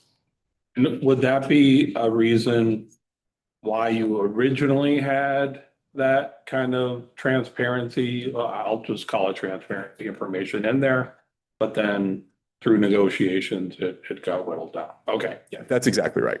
We thought looking ahead, 3 to 5 years into the future, sort of having insight around, okay, these 10 parties are in bilateral transactions. They're going to be exchanging up to this many amounts of credits. We kind of know what the trajectory of the sector is going to be.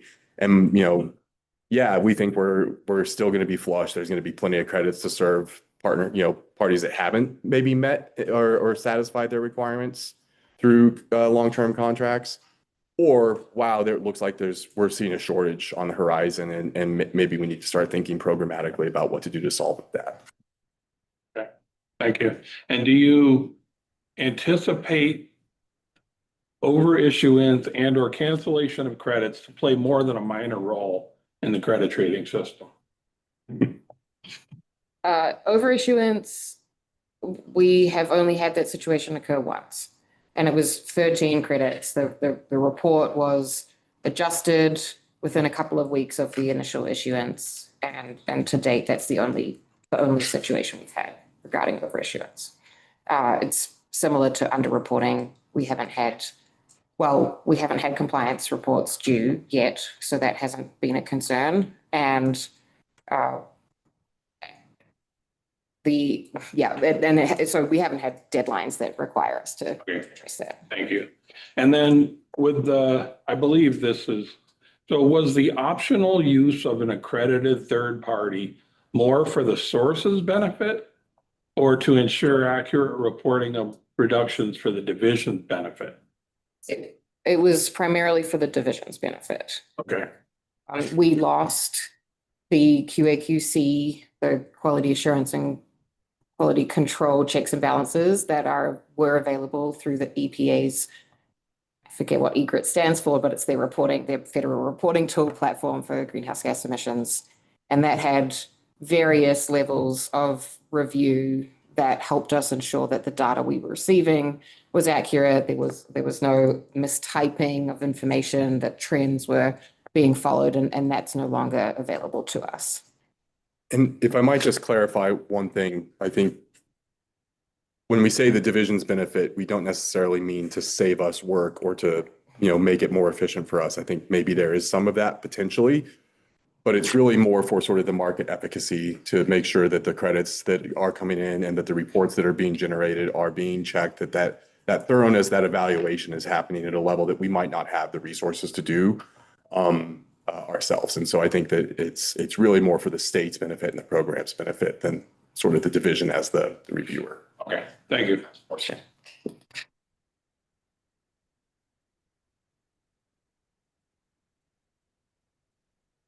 Could you discuss your position on the HJC request to include the vendor analysis? What's your position on that? Or if you already told me, my apologies, can you remind me?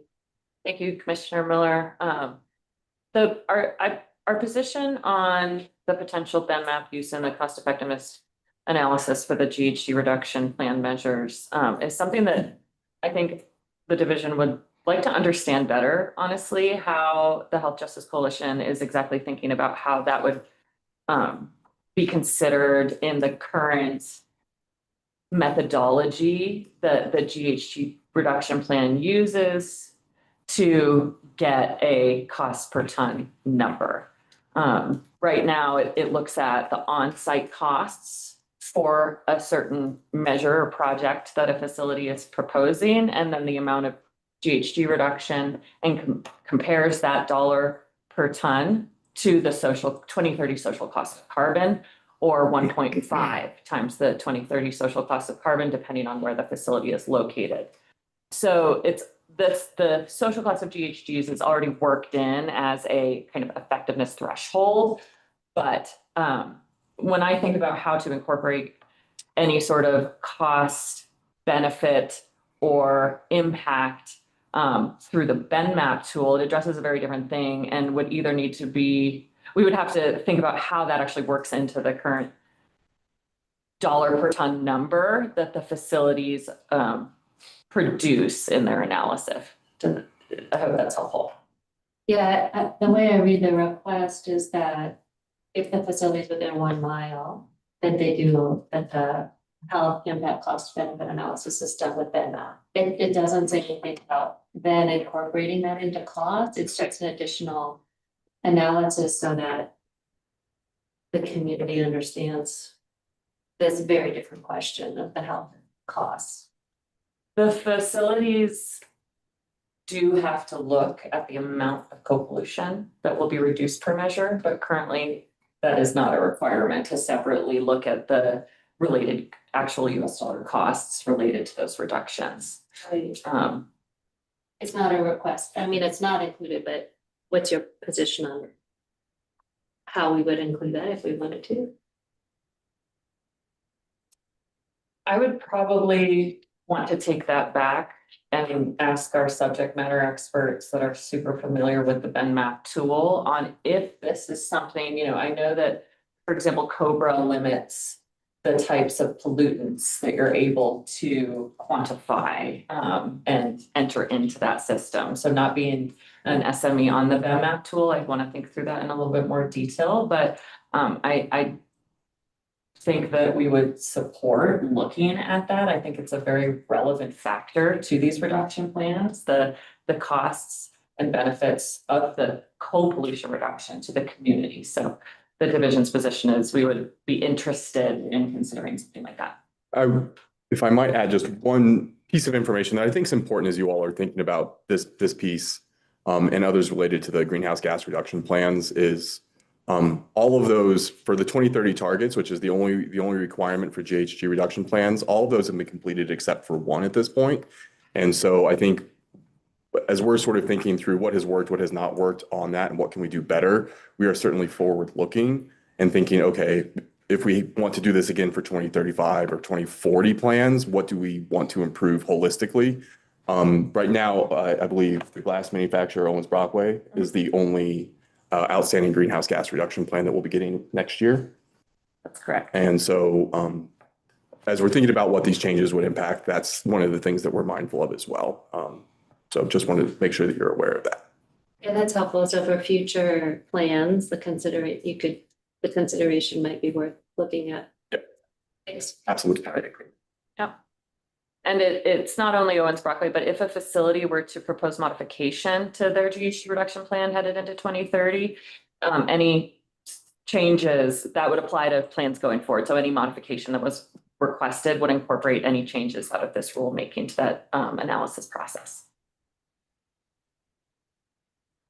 Just to follow up on that, is it fair to say, Mr. Beckstrom, then that there will probably be an updating of all this information in anticipation of the 2035 submittal someday, or that, there will probably be future rulemaking that might deal with all of these types of considerations?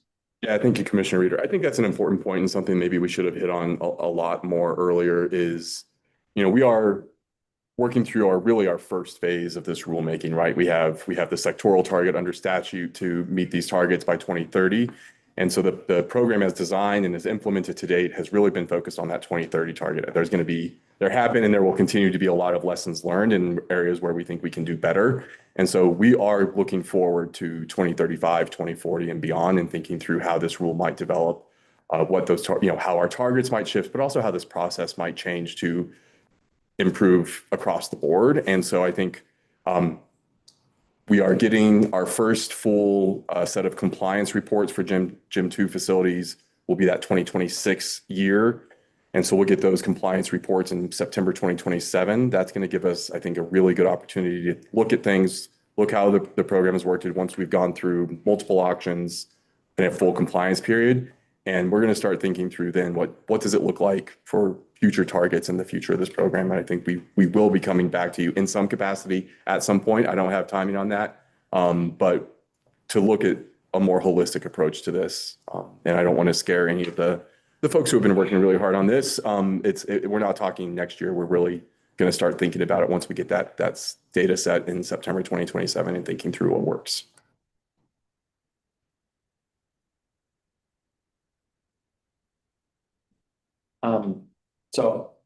Your second slide, waterfall, saying waterfall is not a compliance pathway.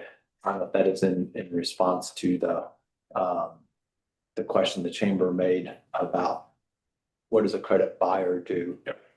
So you just ask them, what does a credit buyer do if the waterfall, if they wind up coming back and say, oh, we realize we should have bought more credits, do they then have an opportunity to buy more credits, or basically goes through what I'll call quote under normal enforcement process? Is that basically the way the rule is written now?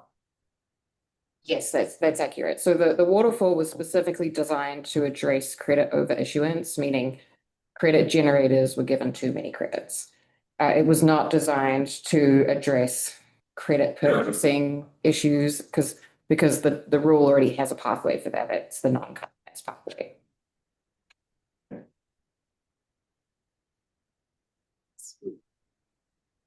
I'm gonna go to Commissioner Sewell next. If I can, I'd like to go back to the long-term contracts and something the division said, I guess. I've never written one of these contracts, but like the division said, I would think the contract would be, I agree to purchase up to, 100 credits per year for 10 years or something like that, but up to, and I don't have to. So how important is that information to the division or an outside party if it's kind of all over? Are you planning for 100 tons per year, or are you planning? To me, it would be what they purchased that year that would be more important versus, trying to base it on a contract that is an up to number. Yes, thank you for that question. So right now we only get information on what is happening in the moment in terms of credit transactions. And the insight into the future is really one of the driving reasons for us including something along these lines was the establishment of a potential third compliance pathway and insight into whether we may need that lead time, even just getting that minimal information on, or not minimal information, but the, I guess, uncertainty around those future contracts is insight that we don't currently have, and insight that would be very useful for us to say, okay, it looks like the market is changing and we may need to start taking action and start that 2 to 3+ year process to establish a third compliance pathway for these facilities under the regulated program. Good. Thanks.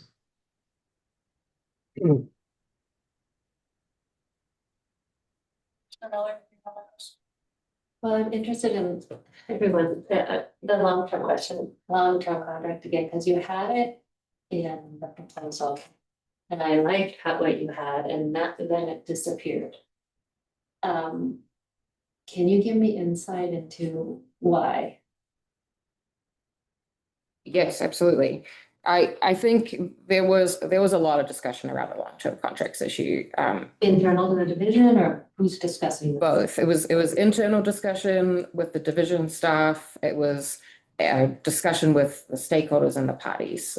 So many of our preparatory meetings with parties revolved around this question.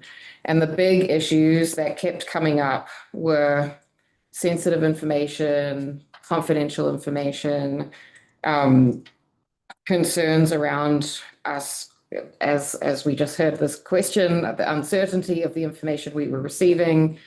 And at the end of the day, we decided that if it was going to be too difficult to get any insight that was going to provide us that lead time that we really needed, that the best pathway was to say, okay, we've asked for this information, and in order for us to take action, please recognize that it's going to take a few years for us to get some third compliance pathway off the ground. And during that period, the facilities would only have the two existing pathways, so on-site reductions and the credit market, no matter whether the credit market, the second option, was really sufficient to address compliance issues.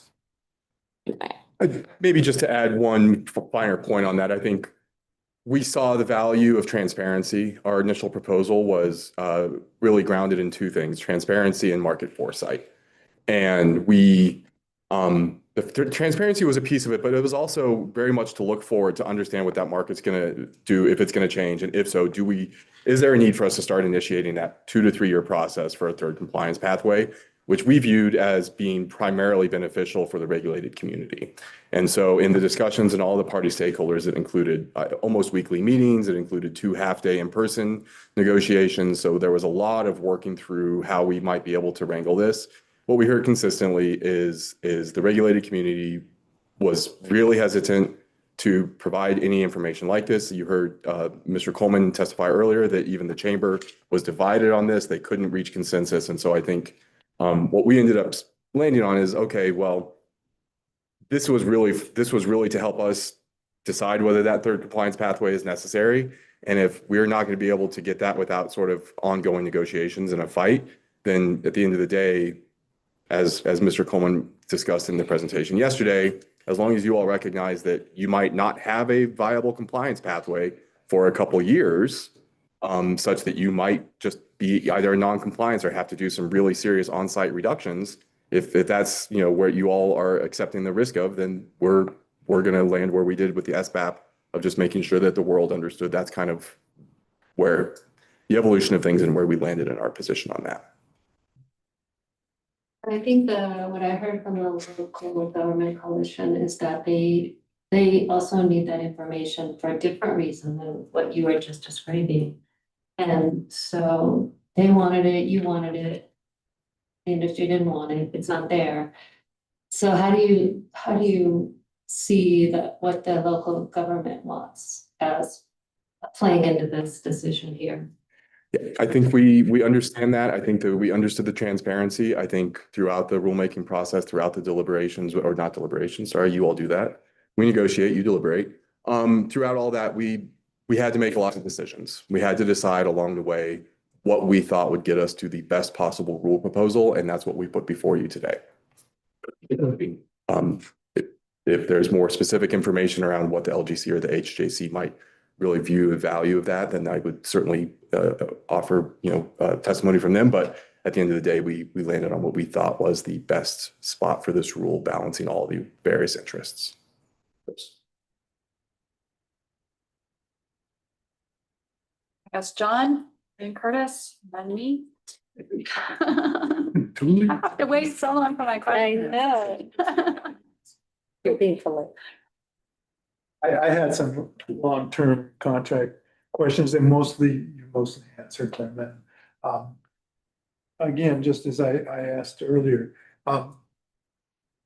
it's almost, long-term could go really long-term. And if that was mandated, then any contract would be up for scrutiny or transparency.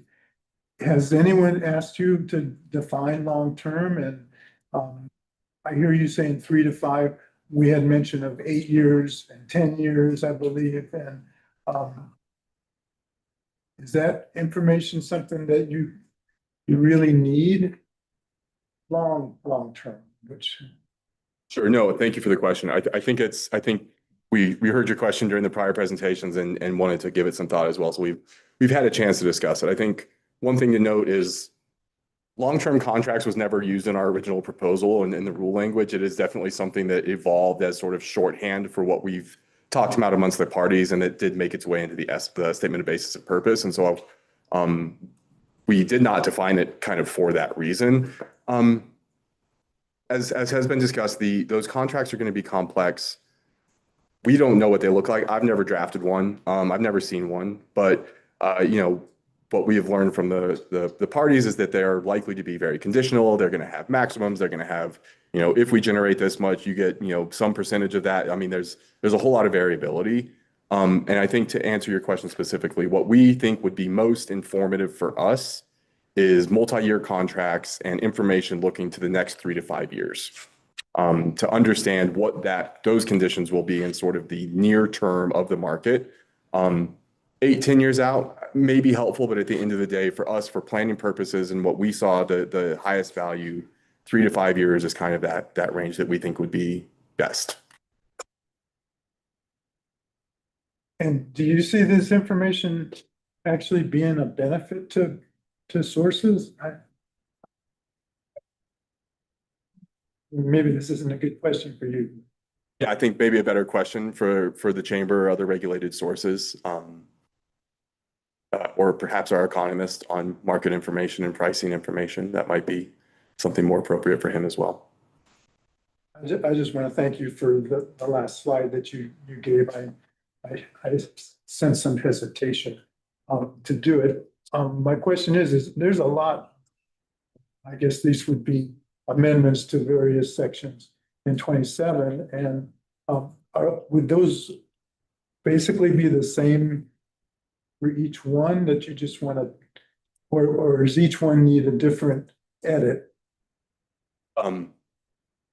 Each one would need probably a specific edit. Those sections all touch on how credit transactions happen, and I could maybe turn to Megan to answer that in more detail since she put that list together yesterday.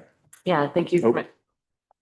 Thank you, Commissioner. When I was reviewing the rule last night, I was looking for any section that addresses either like credit retirements for compliance, credit generation, the ability to trade and retire back and forth, because that would all be limited and need to be in some cases restructured or split up into different provisions around who can trade what to each other, who can retire what type of credit for compliance based on their location, et cetera. So Part D is the trading section, and therefore you see most of the sections listed there. But there are implications in other sections that talk about compliance reporting, and if a facility is reporting credits towards compliance, well, that would need to include new and modified language as well.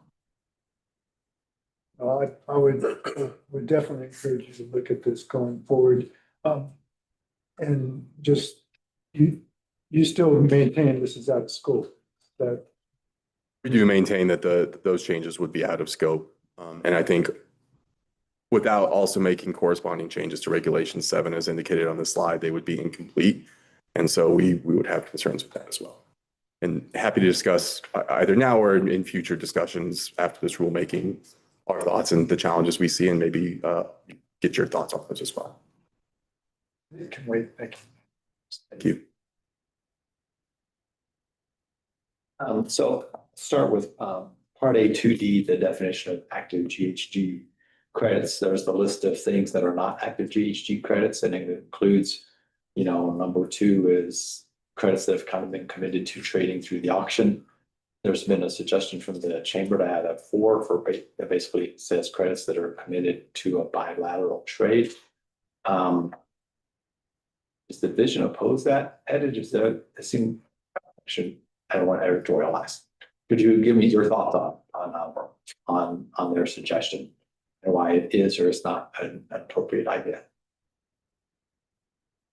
No, thank you for that question. Appreciate it. I want to start by saying maybe it's not a full opposition, but there's hesitation around including that language. I'll talk maybe about the concerns that we see from our perspective. So at the moment, what we're seeing with bilateral transfers is that the time lag between a seller initiating the transfer and a buyer accepting the transfer is pretty minimal. So far, it's been not really more than a week. Mostly it's happening within a couple of days because we're assuming that the seller is initiating the transfer once they've already received the funds for that transfer, and therefore the buyer's raring to go, ready to accept it. And so given that there's such a minimal time frame within that, a couple of days to a week, this is a very minimal concern to us that these credits would need to essentially changed from active to maybe on hold, for example. The administration of changing those credits from active to on hold within the system is quite complex. And it's not just a simple adjusting, this triggers the credits to go and now be placed on hold. There's a whole process that happens with our IT folk in the background, and it's going to take significant time and funding for that piece. So for the auction piece that's covered in some more too, is there often a significant lag time where that's an important thing to do? Yes, there is. So the auction runs over a month long, right? It's June, and then there's the waiting period after the auction. There's the 60+ days.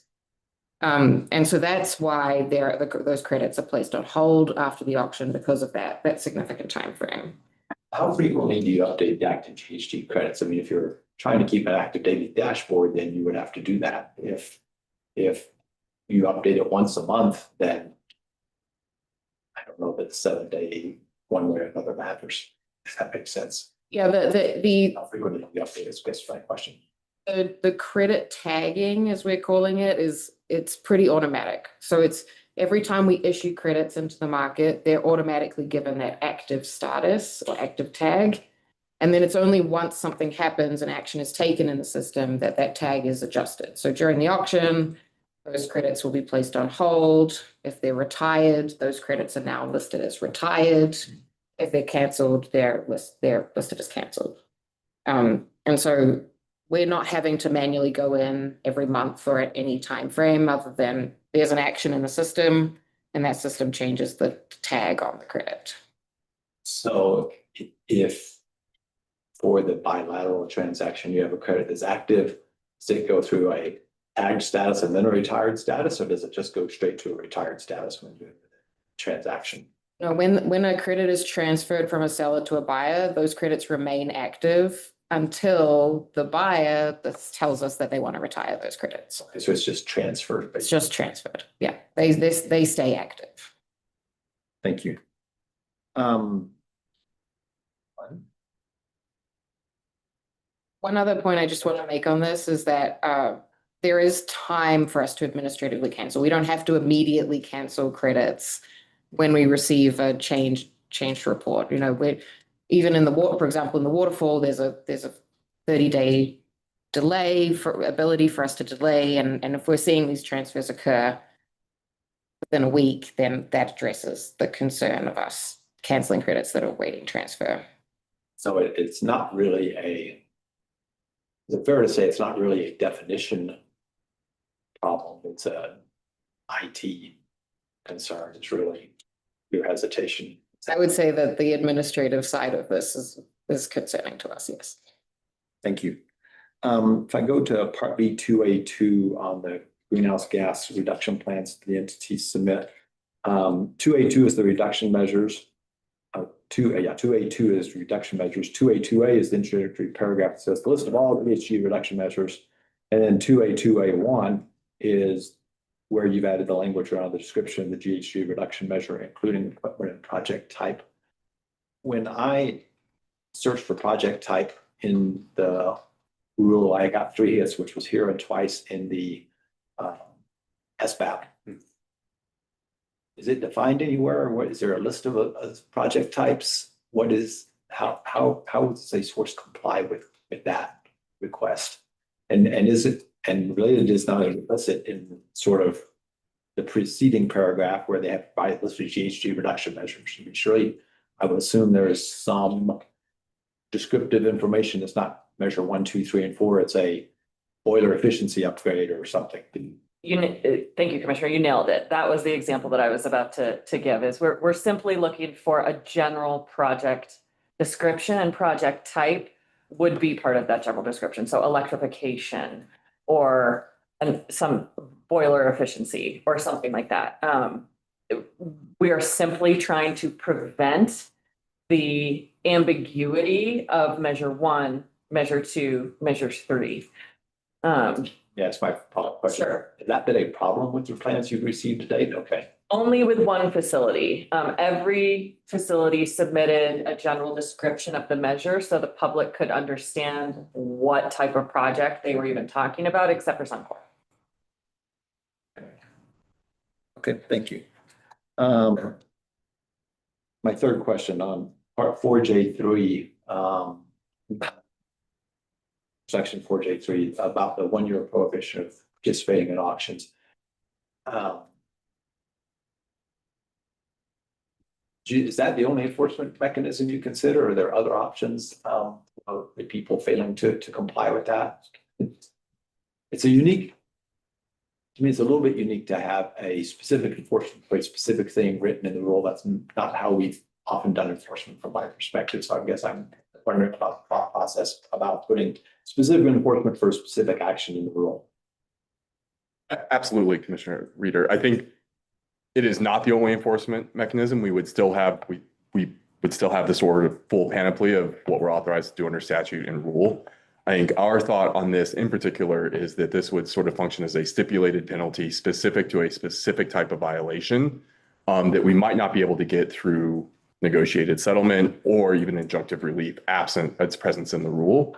It is market participation is a new world for all of us, right, as the AQCC. And so thinking through what are appropriate measures to take when someone does not sort of follow the rules specific to that market are some things that we've been trying to give a lot of thought to. And so in our mind, this would function as sort of a stipulated penalty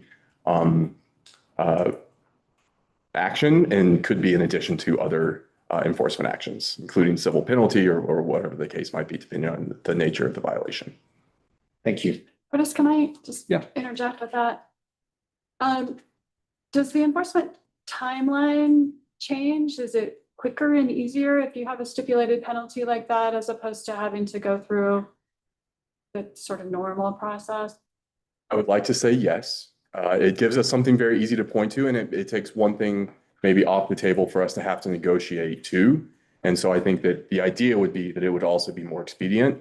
I guess we'll know if and when it comes up, but that is part of the idea as well, is that it would expedite that and sort of build that into an enforcement action. Thank you. Thank you. Yep, no problem. Part 2 of our 45 to 60 day comment period. I know we've really asked a lot about why is there a range there versus a fixed number. And then we've had all the discussion about, well, it's going to normally be 60 except when it's not. I guess I'm wanting to maybe get some more depth of understanding on that. What are the scenarios where it would not be something towards the high end of that range? Thank you for the question, Commissioner. The division wants to be sensitive around either regulatory or internal deadlines for getting out certain documents when we put that flexibility in there. We were up against a situation with these last round of GHG reduction plans where the division does have some deadlines worked into the rule. And so to meet those deadlines, for example, that is where we might want some flexibility. That being said, there aren't any current deadlines for the division in the rule related to approval of GHG reduction plans. So I think it is very likely that in most scenarios, if not all, we would defer to the 60 days unless something out of the division's control required us to shorten it. Thank you. We heard this morning from JBS in the rebuttal testimony about the 3B4 waterfall language. What to the extent possible versus, and if available and reasonably commercial. I'm just curious for your thoughts on that. Yes, thank you. Thank you for the question. I think we agree with Anna's response to the similar questions on this, at least for steps 1 and 2, that step 1 is specific to us, the same vintage year, right? And so it doesn't necessarily make sense for us to start prioritizing credits of different types and statuses from different vintage years under step 1. So I think that's the first issue here. Under step 2, somewhat similar. They are the two options are administratively cancel from different years or obtain credits. Now, under the administrative cancellation from different years, the way it's written is the way that the latest version that we provided says we'll do it off the same status and type from newest to oldest, and then different status and type from newest to oldest, different years, different vintage years. Obtaining, however, if they're obtaining credits or essentially buying credits through the market, maybe that 3-step process is more reasonable. And I don't have the language right in front of me. Thank you. I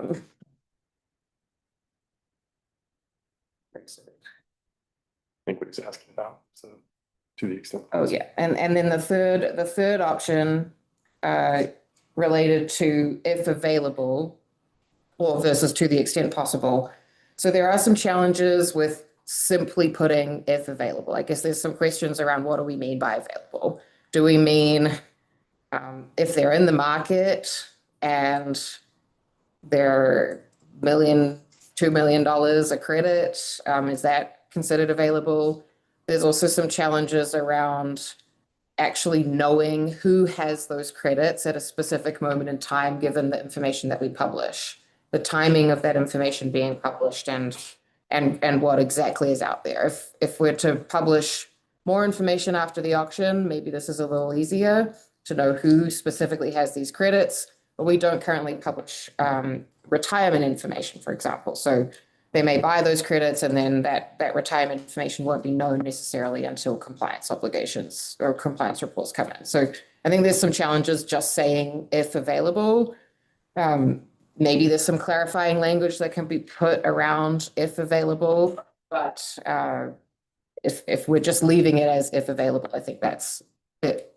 There's some challenges that we would need to address. Yeah, I guess I was wanting to thank you for that, but I guess explore this reasonably commercially available. Curtis, can I jump in? Because I've got the Okay, yeah, JBS language. if you want to, if you got that, if you want to ask more specifically.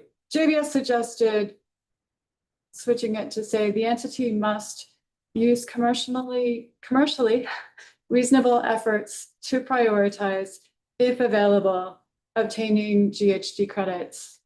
Does that address your concerns? I think it does, yes. Okay, perfect. And then the last question I had is around section of the SBAP on page 73, where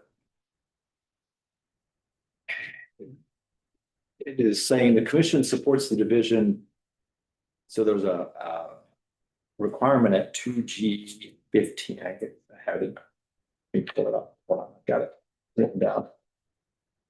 Yeah, 2G, it says within 15 days of receipt, the division will post a certified GHG reduction plan, independent third-party review on the division's website. Then there's language in the SBAP that says the commission supports publication by the division of the reduction plan, and the following information with like 4 or 5 bullet points. It's been suggested to the commission in the past that we not be very specific and be less specific in providing that kind of guidance and direction to the division. So I'm curious, I guess, and maybe a little, anyway, I'd like to hear your thoughts about those bullet points. And given that within the rule language, we have 15 days to do this, and I believe that's all stuff that you'll have to pull together, which may or may not be that burdensome. I don't know. But I'd like to hear your thoughts on that, creating that obligation for the division. Thank you. And the past is very recent, probably. I just want to make sure that we are looking at the correct language since we might have differently paginated documents. Is this the SBAP language that says for any Gym 2 facilities reduction plan? Developed after Date of a rule adoption? Okay, thank you. Four things should be listed with the publication. Yeah, I think maybe two things on that. One is that is our current practice. That is information that we've already put in. This is just kind of formalizing that in some respect. And we think we are very hesitant to put in specific directions. We think that this might be one of those instances where, because it is sort of putting in a statement of basis and purpose, current practice, it's something that we would be willing to live with. And it is something that we would be doing. And so maybe less appropriate for rule language because it's the division and not the commission. But it is conceptually, it's something we certainly support, that the Health and Justice Coalition request that we think would be valuable to really put out in public. So maybe squirreled around your answer there a little, or your question a little bit there, but. That was a pretty good answer. Been chastised enough in the past. So. One for me on this one. So I actually just want to follow up on the language on page 73 also. I just wondered if you could elaborate on where it came from. My understanding is that it was that JHC was one of their very specific requests. I think there was support from other parties that were looking for more transparency for the public for that to be included, correct? Thank you, Commissioner. That is correct. It was from the Health Justice Coalition initial response to Redline. Then Commissioner Reader, as he often does, beat me to the punch on some other questions. So I'm actually good. I think we have I just have one. Okay. I have one very small question for you. I'm interested in trying to put something a little bit more in the rule that says helps to understand where to have public meetings, since that does come up a lot for HJC. So for Part B, so my question is this okay if I propose this with the division? Part B, Section 2.I. think the division will hold at least 3 public meetings to review the approved Gym 2 facility greenhouse gas reduction plans. That's how it currently reads. I was liking to propose that if the facility is located in a DIC, then 2 of the meetings must be held in person within 1 mile of the facility, which is part of the request by the HJC in general to include something like that in future procedural rules, but I'm wondering if we could put it here. Commissioner, thank you. That might be something that we want to take back and look at and maybe come back after the longer break ahead of us and respond to. So, You want, we send them the language. that would be very helpful if you have it. Thank you. Thank you.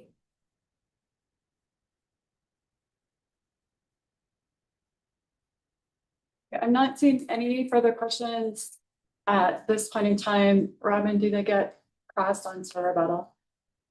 Yeah, part of that time. Any cross from the parties? Okay. So if we take an hour for lunch and time for all of us to gather thoughts during that time period, come back out at 1:45. Okay. All right. Thank you. Thank you. Thank you. Thank you, Commissioner.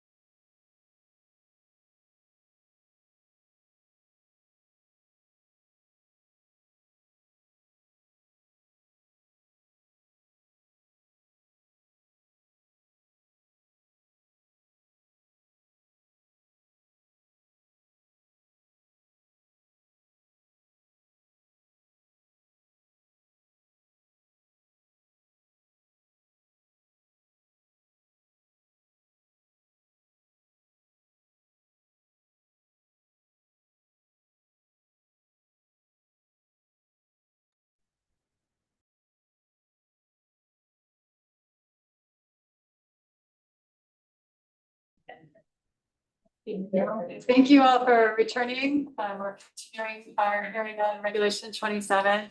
And at this stage, we've got an opportunity for any commissioners with any remaining questions for any of the parties to call them up to the witness table and get those questions answered. So, anyone have a question?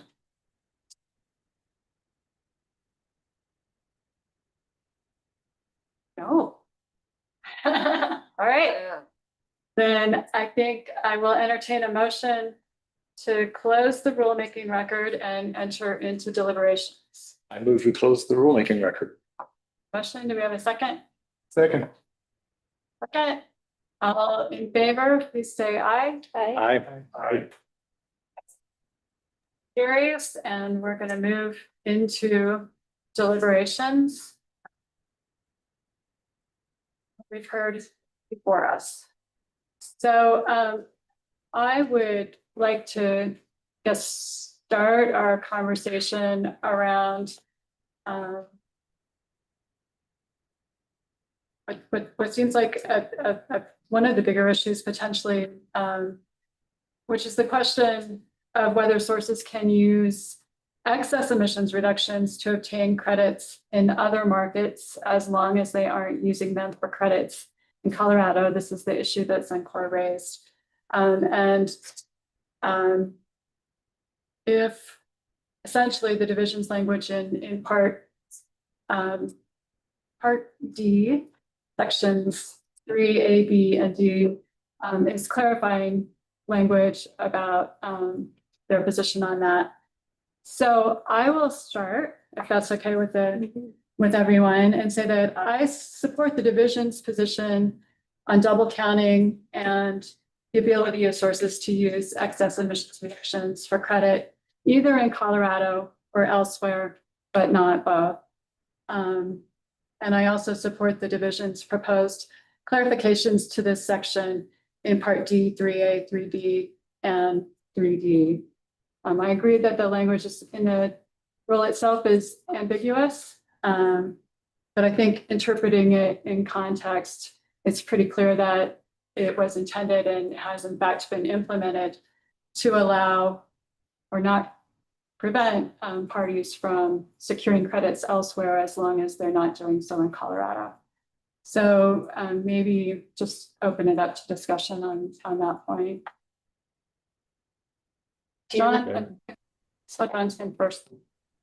Well, I totally agree, and I guess my level of ambiguity is a little higher than others. I think it's pretty clear within Gem 2 that entities can sell reductions wherever they want, basically, and don't have to rely on credits within Colorado to transfer their reductions. And the idea that entities are trying to double count, I don't think that's real. I have a pretty good respect for our industries here, and I just don't think that's going to happen by intent. And so I'm happy to clarify, and maybe for smaller sources, if they ever needed to use this, that maybe they would not, again, not by intent, but cross that line. I think there's enough of us watching. And so I'm happy to clarify, but it just doesn't ring true to me that there's bad actors in our groups. Other comments? Mr. Miller? Yeah, I agree with both, what you proposed. I think I agree. Since this isn't really my area, can you explain why it's a benefit to be able to sell reductions in any market you want? You know, is that because there's, anyway, the other side? Well, there may not be buyers in Colorado for one thing. Currently, the latest auction indicates there were more credits on offer than there were bidders. And so if you've already undertaken an action to reduce your emissions and you want to get paid for what is a benefit, then you would need to go to an external market. That doesn't necessarily mean they'll find buyers externally either, but that potentially I think is important. If I could add to that, Yeah. I think it's incentive for sources to go that extra mile. And if they don't have assurance that they can recoup some of that resources that they spend, I think we could actually see less reductions. And that's not what we're looking for. Yeah, right, thanks. I think, Whoever- well, Curtis wants you to go first, Greg. Yeah, I mean, on this issue of double counting, I'm pretty good with where the division is proposed in Part D. So,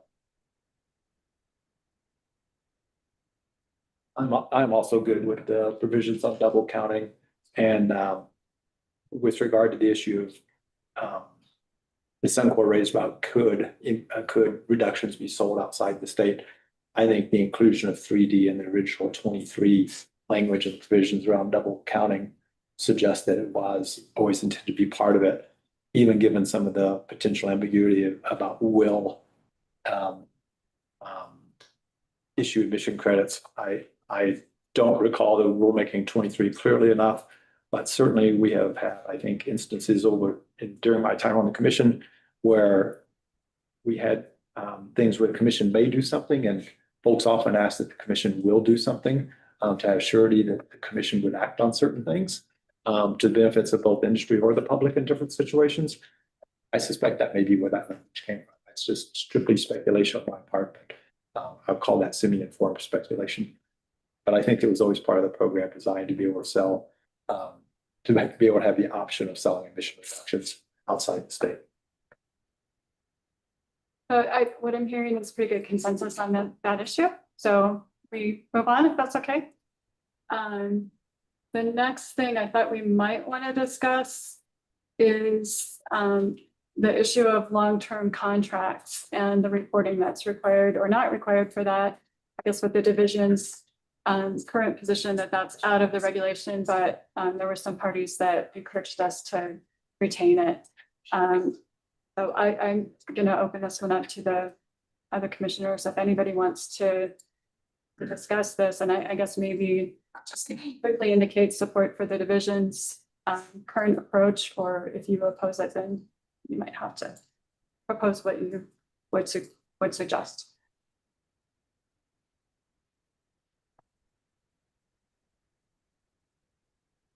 I don't currently support what the division has proposed in that they had language in rule and then took it out. I'd like to see something added back that helps with their goal and with the community's goals. And I'm working on what that might look like, but Jeremy and I have been talking about what that might look like, but I don't have an idea quite yet because we're still working, right, Jeremy? So I just wanted to say what's happening for me. So maybe. So go ahead, yeah.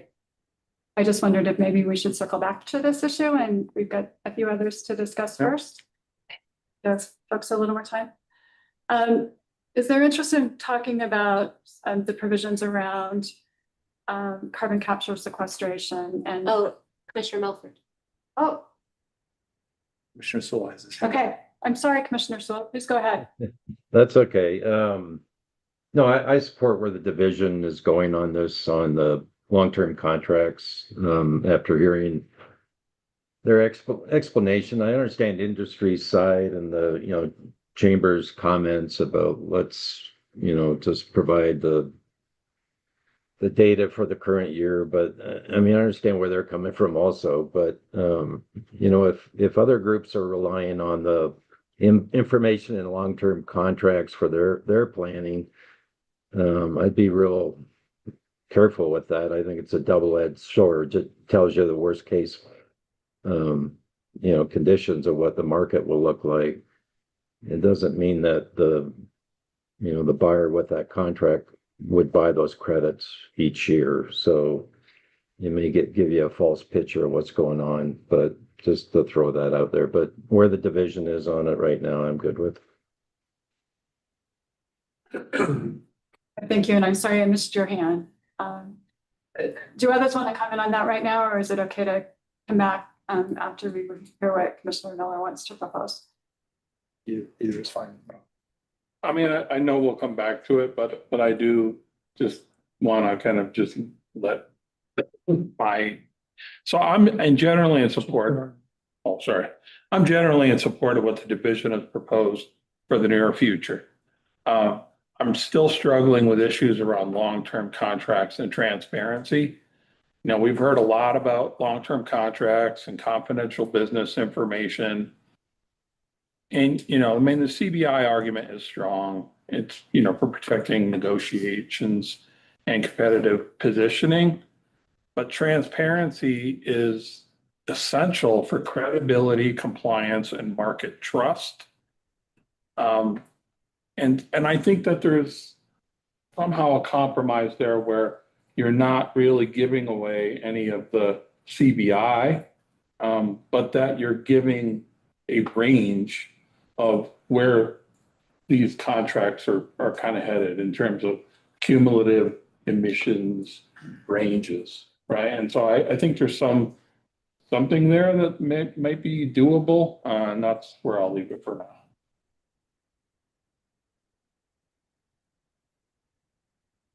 Okay, so we'll circle back on that one. The next item that I had on my list, because there've been a fair amount of discussion and back and forth, was carbon capture and sequestration and whether we're comfortable with where the division ended up on that issue, or there's a timing adjustment that was proposed by one of the parties. Well, I would support what the division said. I think generally early adopters get burned. And if someone is willing to take the chance that they won't comply with the new protocol, and they're willing to help us reduce emissions or sequester emissions, or I don't think we should discourage that. And certainly, if they play by that rule, they should get credit for it, and not have to wait another year. It seems pretty, my simplistic way of looking at things seems pretty obvious. I agree with John. It's not simplistic, John. I think we, in terms of policy, should be encouraging emission reduction projects and not encouraging early adoption of new technologies and not putting artificial barriers in place. Now, we have to have the right protocols in place, but in this instance, no credits will be claimed until the protocols are in place. So I think it's consistent with just good GHG accounting practice, as well as incentivizing early reductions. Commissioner Sewell? Yeah, just second all that. The early adopter here, the company that's doing this, is taking on all the risk here, and I don't think we should punish them for that. I'm good with where the division's going on here. And I'll just chime in that I agree with my fellow commissioners on this point. Anyone else want to bring in? Okay. So next up is, I guess, the waterfall.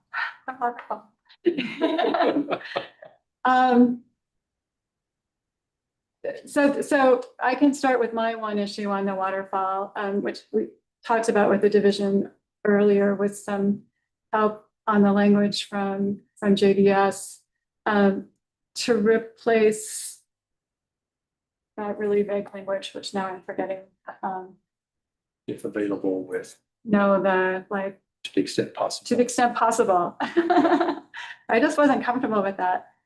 So we would replace that with language that says that the entity will undertake commercially reasonable efforts to prioritize acquiring those credits. And I think Jeremy's got some language that we could substitute for that. I think I do. I think you did.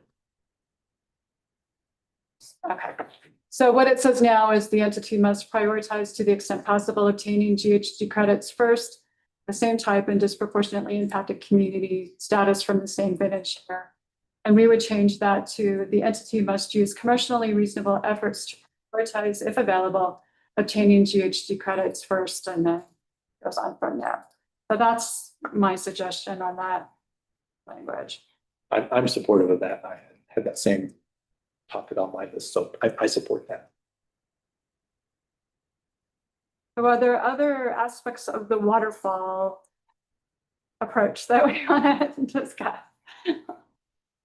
I hesitate to try there. Getting too close to waterfalls is always hazardous.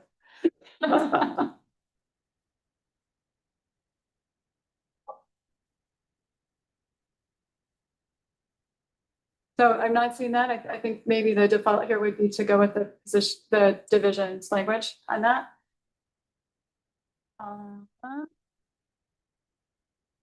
So next up, I have that maybe Curtis wants to talk to us about the active greenhouse gas credits definition.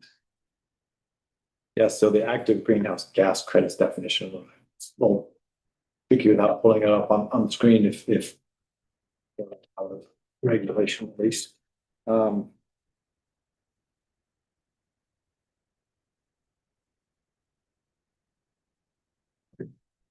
So it means GHG credits in a company's account that are not.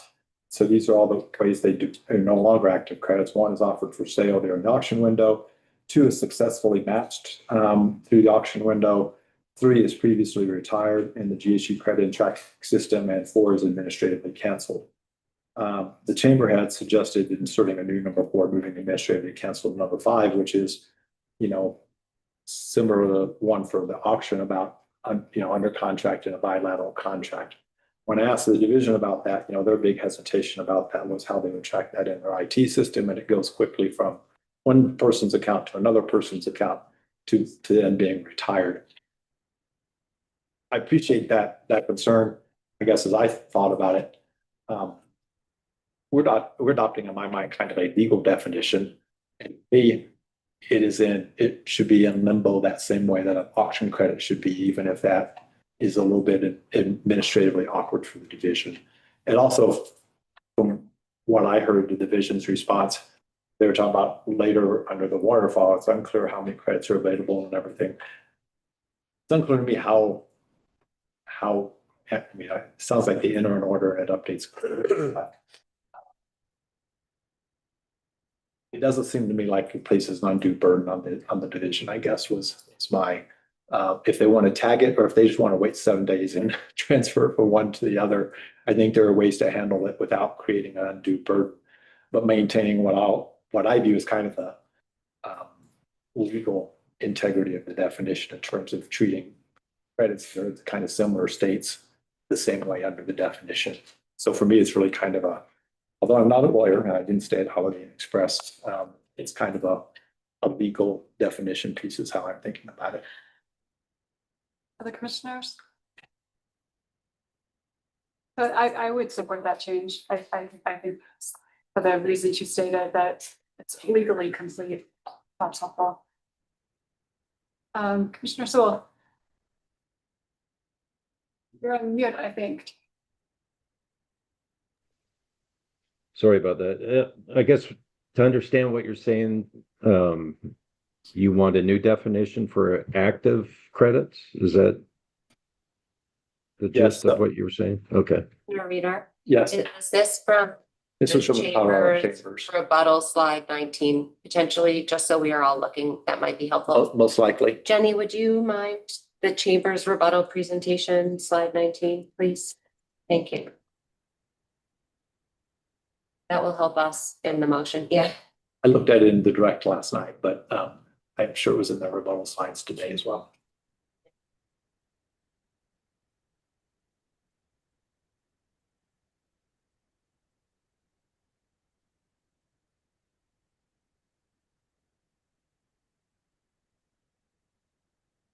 Yeah, that's it. So that just adds That's 5 words. It has that grade 4 is what gets added. Oh, that whole That section. whole sentence. The black was their addition to their previous thing that has been supported. It's just treating those credits in a Same. bilateral decision Okay. option.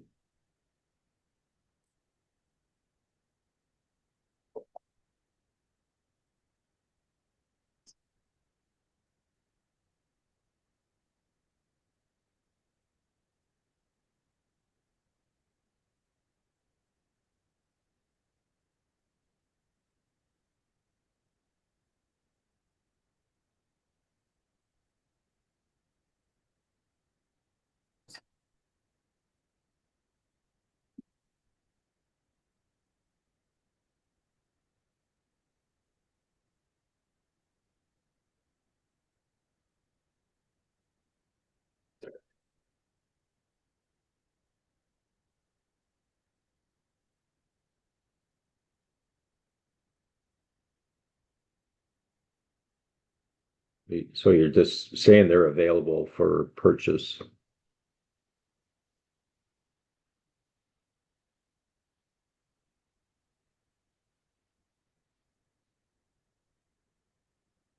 Commissioner Reader, this is the language in the black highlight, correct? No, it's the gray and the black. Okay, the gray and the black together. Yeah. Yeah, the gray was their original suggestion. The black was their clarification or their addition to that it had been reported. Prior to it being reported, the division has no knowledge of it, no way to track it. Commissioner Saul, you've got your hand up.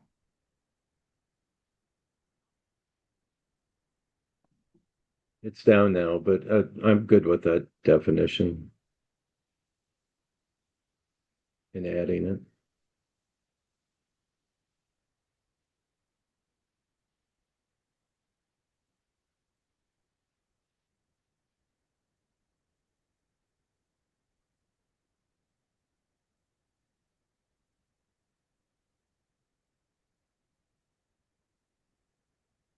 So do we want to do a straw poll or are people okay with this? John's saying yes for a straw poll? You do. Yes, All we right, do. yes, either. Well, let's do a straw poll because we haven't done one yet. Oh, yeah. So the proposal is to adopt the language on the screen. And I would ask for those who would support it to just raise a hand. Those opposed? Okay, that looks like we're good. Let's do a straw poll. All right, so the next thing I've got on my list is that Commissioner Miller has a couple of items. And then what I want to do at the end is just go back and just so we're clear for the record, we'll look at the alternative proposals that were in front of us. I think presumption that we're going with the division might indicate that we're opposed to them, but we should probably just check the boxes. So we'll do that. So Commissioner Miller, got the floor. Okay, thank you. I had 3 proposals that I wanted to put forward, and Jeremy and I have been working on them. The first one stems from the fact that that when I read this rule, I just am not familiar with terms of art, the lingo, what some phrases mean. So, and maybe other people who are reading the rule will be familiar, but because I'm not, I wanted to add a little bit of a clarification for myself. If no one's opposed to it, and I talked to the division and they were okay with it, which is item 2 PP. Greenhouse gas removals means capture with permanent storage of biogenic CO2 or direct air capture in parentheses, of GHGs with permanent storage, so that it's clear what's being captured in both phrases. To me, I was left with a little bit of misunderstanding. So that's what I proposed. So they were fine with it. It's just helped me, if that's okay. The second one is the one on the very top, which I said to the division earlier that if we could include at least some language here about when we have 3 public meetings, that if a couple of them could be within a mile of the facility, if it's in a DIC, that would be appreciated, I think, by the parties who requested some description of where these in-person meetings are to be held. So I proposed that. And I think we were gonna send it to the division and see if they have any comments. But in any case, I'm proposing that.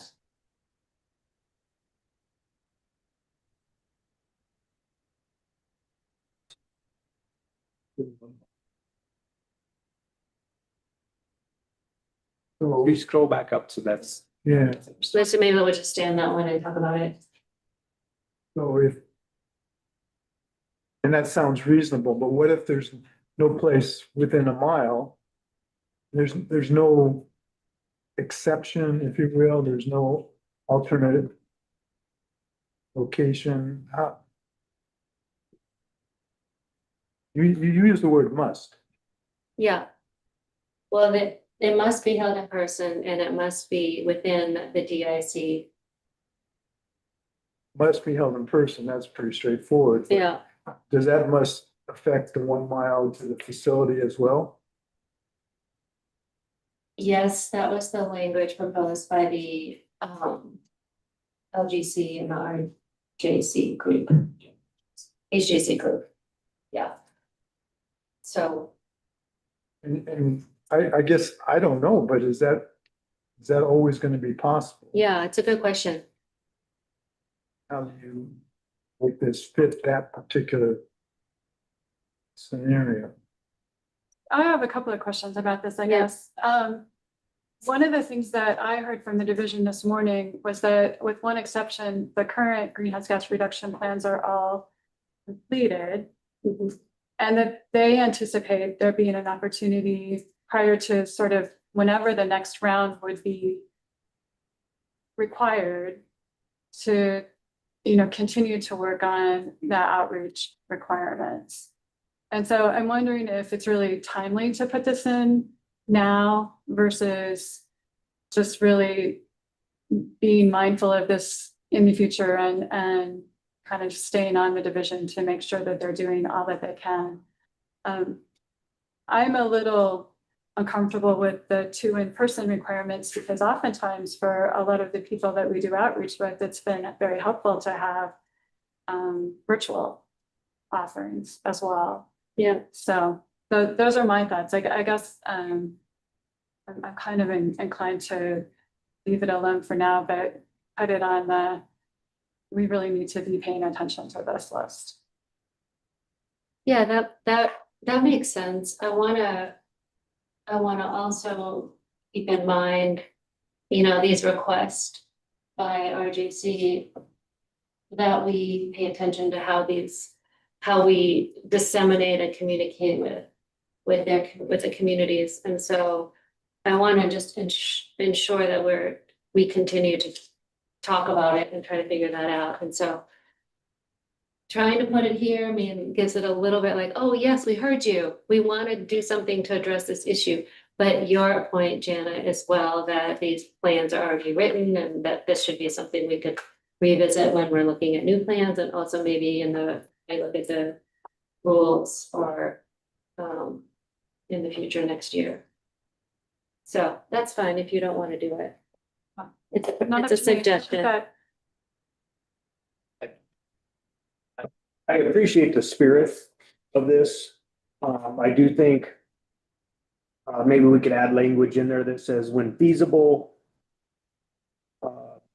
And also, I do like that it would have the language to have in person and maybe with parentheses with an online option. But again, I don't know if now is the time to put this in or not, but I do like the spirit of it. So I'll say I appreciate this, the spirit and the intent. I'm also not sure on this. The three public meetings for each individual gym facility, or is it for all of the gym facilities as a whole? Because when I'm reading it doesn't say hold 3 public meetings for each gym facility to discuss the reduction plans. It's to review the approved Gym 2 facility plans. I think from a legal reading, and that, I'm not speaking for the division's attorney, so I reserve their right to have a different interpretation, which is often the case with lawyers. But I would read that to depend on whether the division is doing multiple plans together or individually. So like each plan gets 3 hearings. But like if they're gonna do 3 plans at the same time, they don't have to hold 9 hearings. Right, so they can do 3 hearings at which they bring forward 3 plans.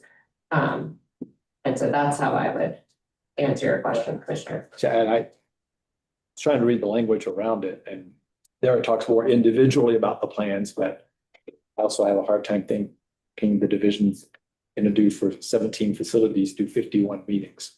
That felt like a lot. So then this thing about 2 meetings must, we're doing multiple facilities, or wondering how to interpret that. So like I said, I appreciate the spirit, but I think Daniel's suggestion, let's incorporate this in the next process, and it's probably where I land. What do you think, Greg? Well, I mean, what's the current requirement for Gem 2 or Gem reduction plans? Isn't it like up to or 2? Maybe I'm confusing the EJ Act with Section 3(2)(I) says the division will hold at least 3 public meetings to review the approved Gem 2 facility GHG reduction plans. it doesn't specify in person or hybrid though, right? Correct. And this is not a proposed state action that's subject to the EJ Act. Okay. So they would be separate. The proposed state action subject to the EJ Act is rulemakings. So this is not a rule. These are not rulemakings, in my opinion. Yeah, and I think, for example, if you're gonna do 3 greenhouse reduction plans at the same time, and I understand right now, most of these facilities are in disproportionately impacted communities, but if they weren't, and you decided to have your meetings not in the DIC communities to review those 3 plans, and then the communities would get to comment. So there are situations where I could see the community being impacted, not being able to attend in person. Thus, the idea that maybe we do need to put something in here that says, if one of the plans is in a DIC community, we do need to offer an in-person meeting in that community. Commissioner Reader's question, and I would ask that you clarify what happens if the division is doing multiple plans at the same time and they're in different communities. So if they're doing. So if they're doing 7 plans at the same time, does that mean they have to hold 7 hearings? Okay. Just clarify. Well, I think that would be a question for you. What's your intent for the language that you would like to have included, that they would have to do that? So my intent is that if one of the plans is in a DIC, a meeting be held there so they can be heard. That's what I would like to see happen. If 7 plans are all going to be presented in one meeting, and that meeting is not within the DIC, but yet the facilities are in the DIC, then they can't show up and discuss. So I'm worried about that.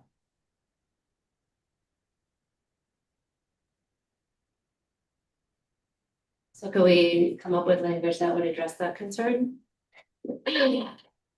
Yes, absolutely. So what I'm hearing you want is that it's requiring at least one of the meetings to be held in person in the DIC in which the facility is located. And so for the division, so that means if the division were doing 7 plans at the same time for 7 facilities. And those facilities were all in DICs, but they were in 7 different DICs. That would require 7 different in-person meetings plus the 2 virtual meetings. Yeah. Okay.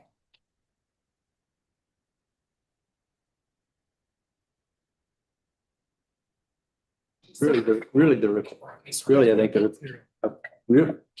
I think the requirement then it just becomes the division will hold at least one in-person meeting within 1 mile of each DIC with a approved plan. Is really what that language becomes. There would be So, 3 total. I do not read within 1 mile of the facility to be the same thing as within the DIC, because as I understand DICs to work, and so I was changing within 1 mile of the facility to within the DIC in which the facility is located in my head, which is obviously very helpful for you to envision what I was thinking. No. Yeah, thank you, I agree.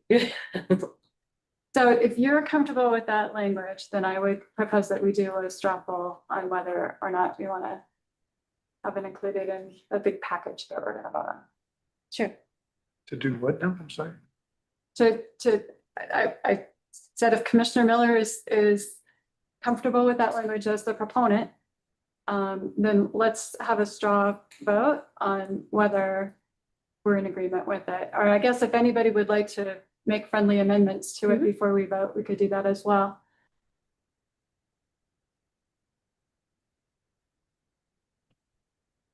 John had suggested adding to the extent feasible, practical. Maybe it addresses it now with what you're thinking, John, because it's now held in person within the DIC. It doesn't have this 1 mile radius issue. Hard to find sometimes. Yeah, I kind of like adding it to the DIC itself instead of the facility. Their cases, hands off. And Yeah. this could be a heavy lift for No. the division, I understand, but it really gives neighbors a chance to get down and dirty, if you will, with the division and the source and be able to have their neighborhood. Be kind of a neighborhood meeting. And once you start including more and more facilities, I think that gets diluted. On the other hand, it's gotta be possible. So I'm a little more, I think, but let's see what says it. Do we want to add something to the effect that for plans under consideration after 2027. today? Yeah. Maybe after Yeah, I think 2027. So that was a question I had. Give it.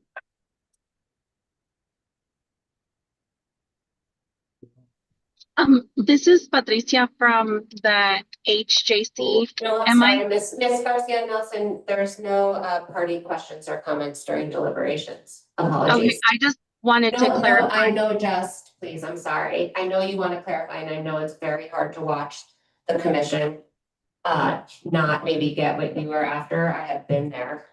You are there. Been there, but not during deliberations. I'm so sorry. If the commission wants to reopen the record and invite you to speak and ask questions, they can, but I'd ask you and all parties to not interject during deliberations. Thank you.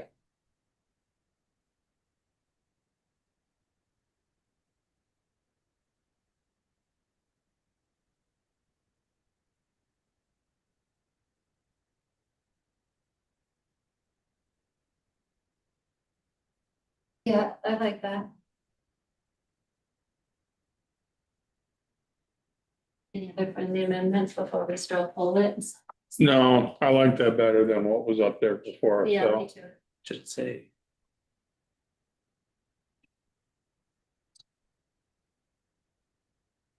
Yeah, it can. It does it. It means the same thing.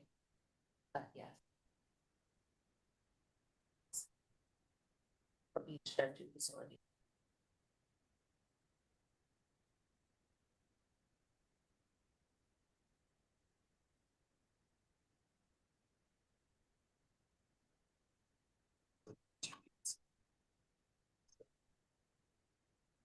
The language doesn't quite. Yes, okay, so now your edits, we had each before, so now this needs to be that. Can we change that? Sure can. And should it say beginning in 2027, Gen 2 facility located in the DIC, at least one of the meetings should be held in person as opposed to record. Yeah. Yeah. Do we need to put, with online option into that?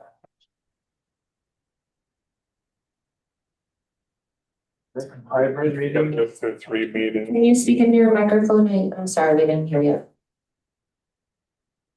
I just was wondering if we needed to add a hybrid option to that, or if the 2 other meetings would cover that essentially. As your pleasure, my reading of it from a legal perspective was by clarifying that one must be in person. Discretion is left to the division with respect to the other 2. So I would suggest we do a straw poll. Everybody who would support this amendment, please indicate by saying aye.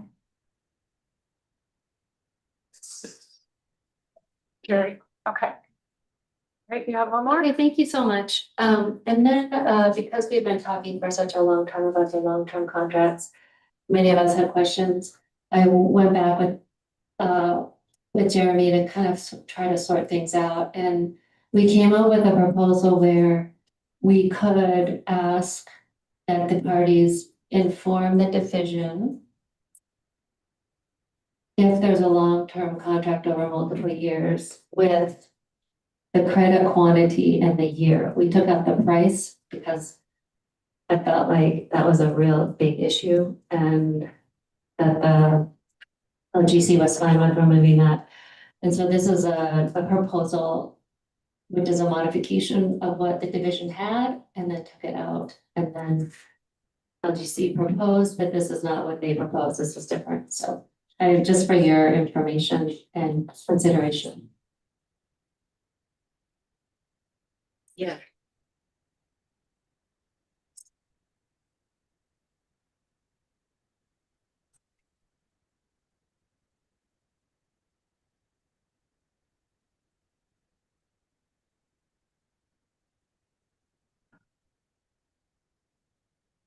And I guess I'm proposing this because I buy the argument that it really helps with community planning, with the state of Colorado planning, with the division planning. And in trying to respect also the requests of industry to not give out secrets or trade, whatever. So I'm trying to, that's what I'm proposing here. So as a starter, and I'm not trying to indicate agreement or disagreement here, but I think you need to say and price or other consideration, that other consideration. Madam Chair, if I may, No. I have to object, and I'm making a record. You can wait until deliberation. You cannot object in the middle of deliberations. We just heard that there was a discussion with a party during deliberations or a break about them being okay with some of this language. No other party has seen this language. I didn't discuss this with anybody. Jeremy did. Jeremy did. You sent your messenger.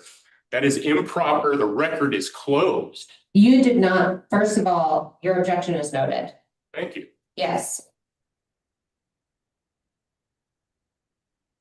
Don't feel like you have to respond.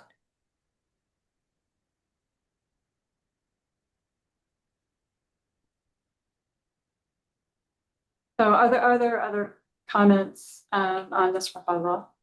Says, Questions? it says We're just- over multiple years. That's a little squishy. I support the division's proposal to leave this language out. I think, this has been back and forth a lot.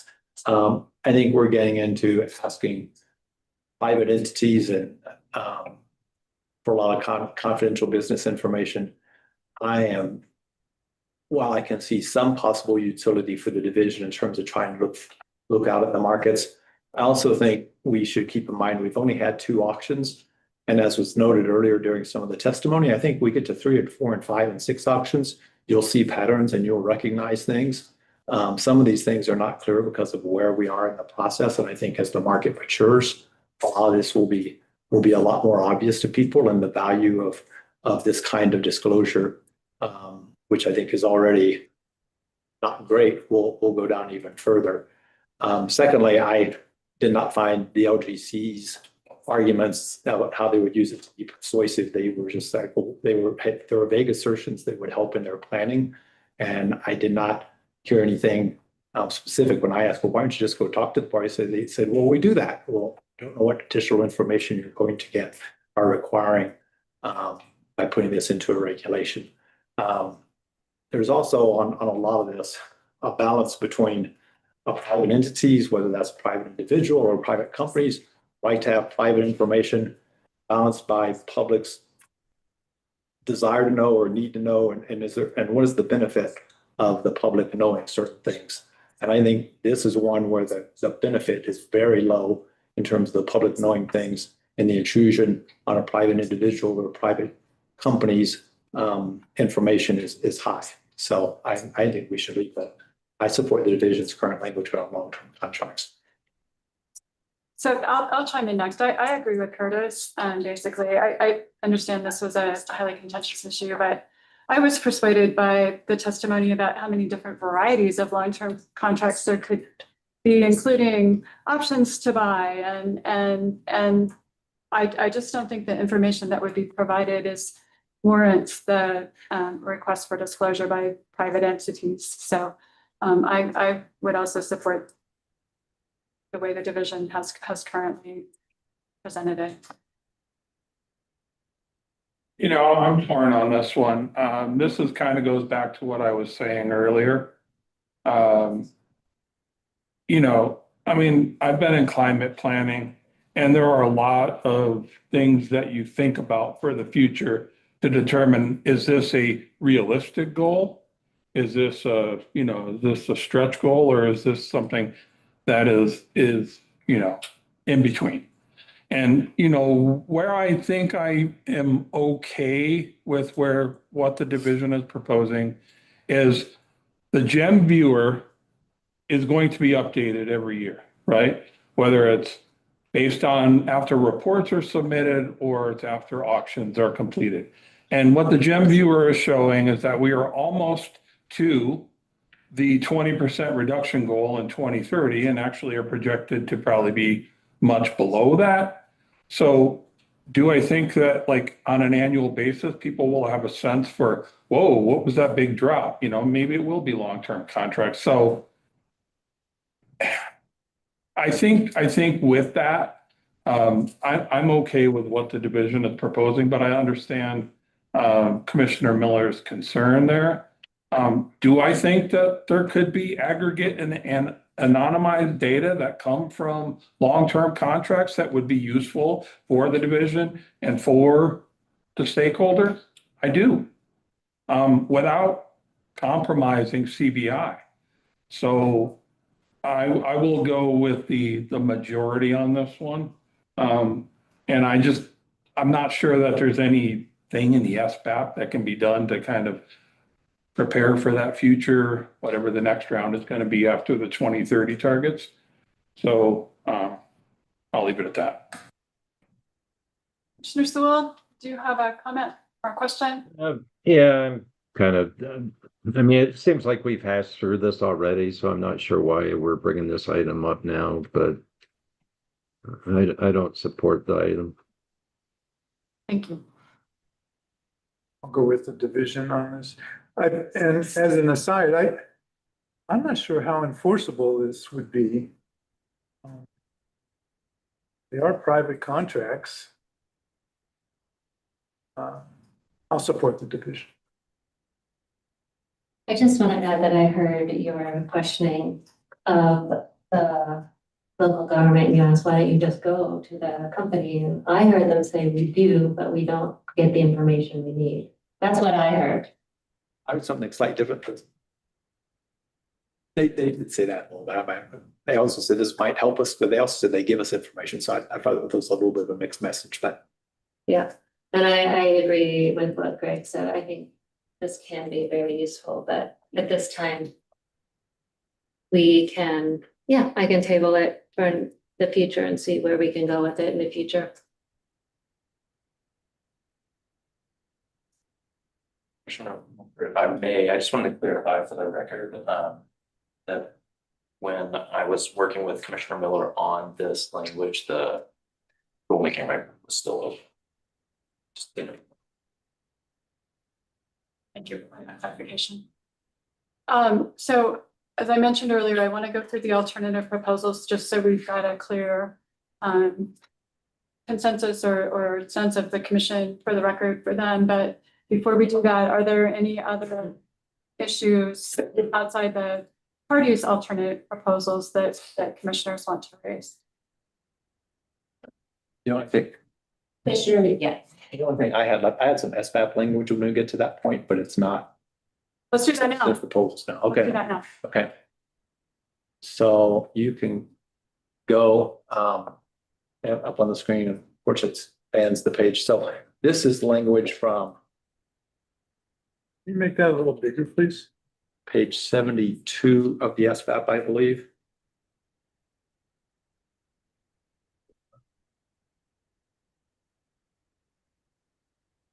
This is the part of the SBAP that's unreadable.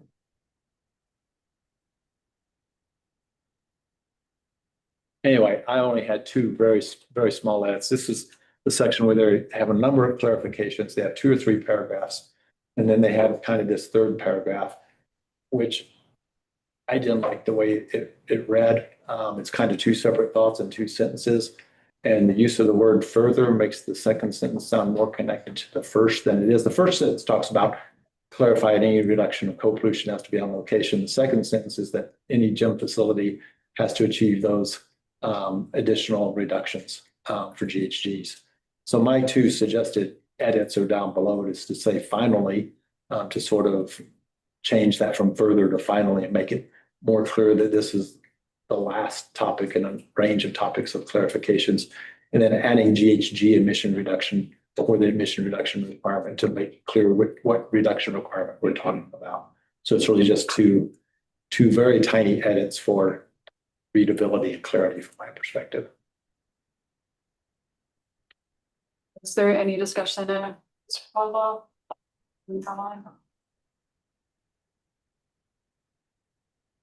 That was on page 72, yeah.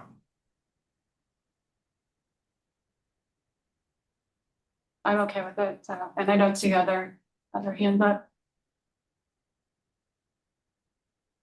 Okay, so if you'll scroll down to the next one. This was the language on page I'm on one version of this.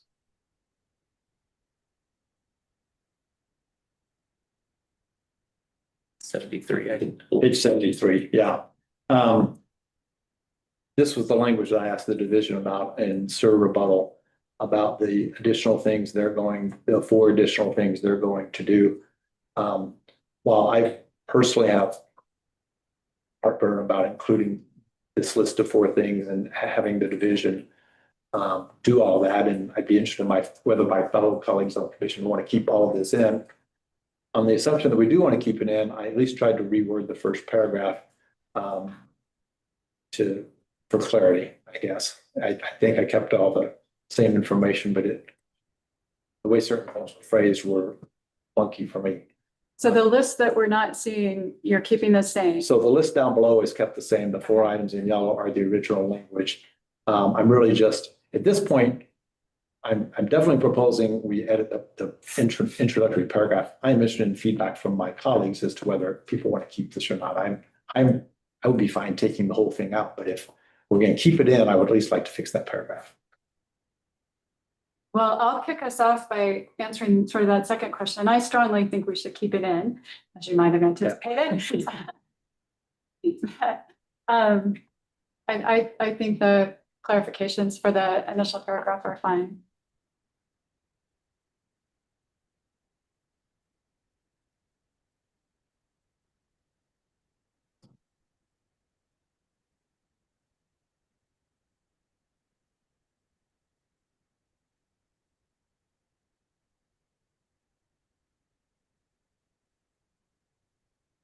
Greg, you trying to get my attention? Oh, under suggested number one, I'm a little confused there. I thought the reference to third-party language had been removed. So this is different third-party language. This is the third party who prepares the GHG reduction plan for each of the entities. Okay. With regard to that Okay. third party. And those 4 bullets are the division's language from the SBAP. That's not my language, but that's what that's referring to.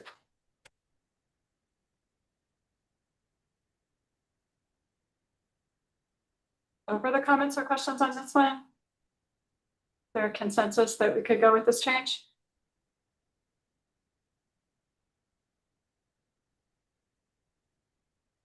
Okay, so going down to 3, this is the paragraph right below that. Where additionally the commission encourages all facilities to apply for all grants, et cetera, et cetera. I didn't particularly care for that language, so I'm suggesting we strike that. There's been a lot recently, I think, going on about how much commissions and the Colorado state government gets involved in directing companies to do things that are their own private business decisions. In the most recent legislative session, there were 2 things. One, I guess for one especially, in the PUC reauthorization, there was a proposal to give the PUC authority to tell utilities to securitize future investments as opposed to making those investments on their own. The idea being that Excel can, for example, could borrow money at a lower interest rate than the rate of return that they earn from the PUC, and therefore might save ratepayers money. The General Assembly, I think, ultimately did not approve that. They saw that, I believe, as it's improper for the PUC to tell a company how to run its business. And this strikes me as being very much in the same vein. Companies should apply for grants as they see fit. I don't think the commission should be encouraging all facilities to apply for all available grants. I also know just all those grant and state federal programs are taxpayer dollars. So I think we should just be silent on that. Personal opinion. I'm okay with striking it, but it seems like someone, I think maybe the division wanted to note this, and we could edit this. The word encourage doesn't mandate anything. And it could read something like the commission notes that there may be applicable federal and state funding or grant programs, et cetera, and we bring this to the attention. Just end it there. Just to note that these may be accessible and maybe it could be of assistance. I like that better in terms of not encouraging, maybe simply noting they're available. Yeah, I think that's a really good suggestion. I'll let Robin get the words in.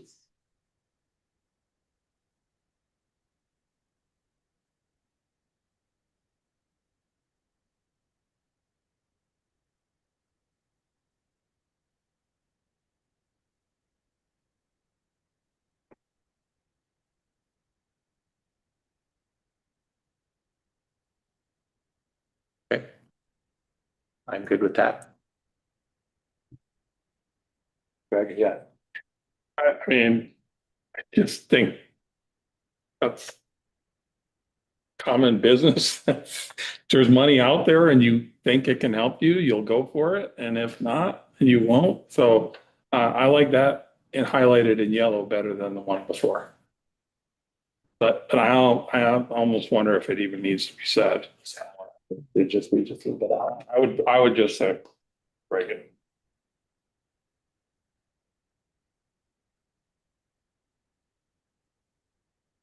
Awful. All right, straw poll. So Greg, go ahead and say what the option is on the straw poll that you want. I would be okay with actually just the original, just striking that language in general. So those in favor of striking the language entirely, please raise your hand. I'm gonna jump in on it. 5 6. or 6, all right, Okay. so that's what we'll do. This is so inconsequential.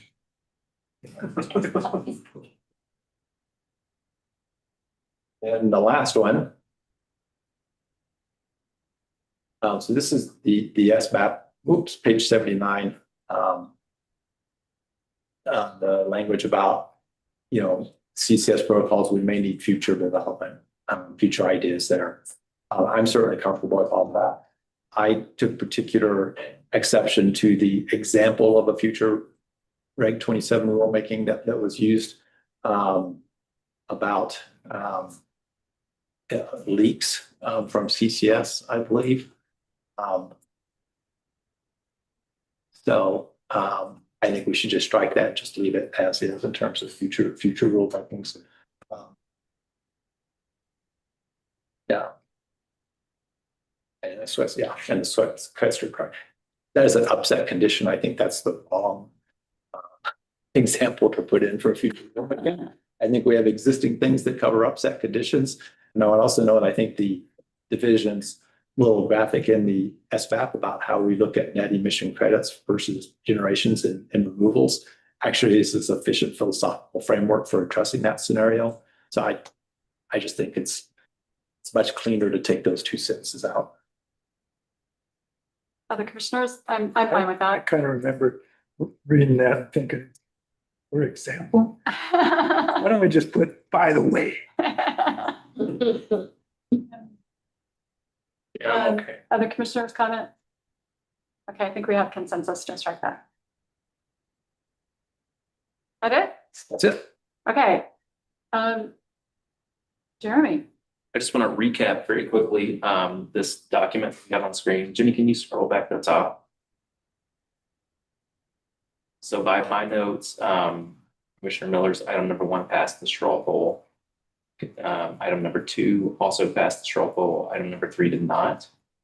And then Commissioner Reader's items here, as we have amended them, were all agreed upon. I just want to make sure I have that right. Oh, thank you. And we will put them all on the motion that you all vote on. All right, so I think one more matter that we should address as a matter of record is Suncor had requested that if we, Suncor's alternative too, I guess, if we didn't agree that current language prohibited using emissions reductions to get credits out of state, we should consider the proposal to allow sources to go out of state to basically match those credits that were not in our market. So I would entertain any discussion of that.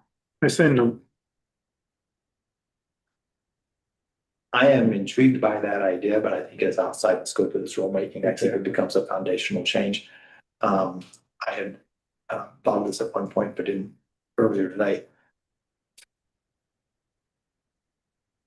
I would be mildly supportive of putting something in the SBAP to consider this an idea for a future rulemaking, just as throw it out as a marker to keep on the list, but I'm not strongly convicted of that. So I agree that it's out of scope of this rulemaking, and I guess I would disagree with the SBAP. There are a lot of things I would like to put in the SBAP for future consideration. I'm fine. Yeah, I was like, it's not a bad idea, but So I'm not seeing support for this proposal. Okay. And if I may confer with council, is there anything else you think we need to address before we? No, just anything else any of the parties offered that are any ideas you have.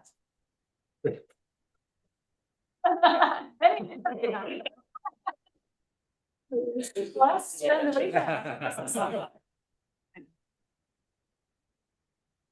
So let's stand down. I think, why don't we give our staff, let's say 15 minutes to compile everything for us to present as a motion, and we'll come back and have further discussion if needed and then vote.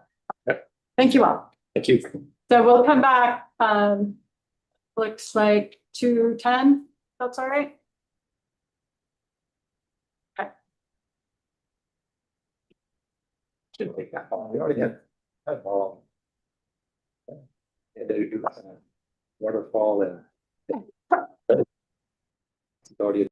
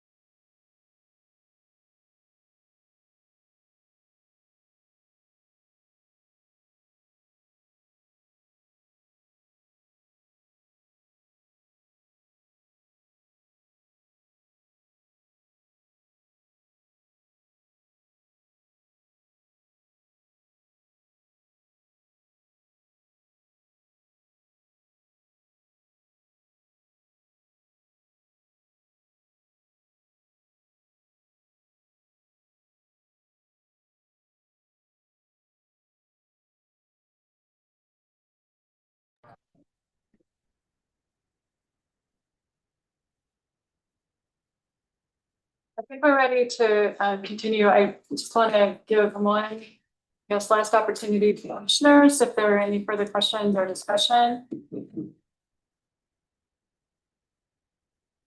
I am not seeing any.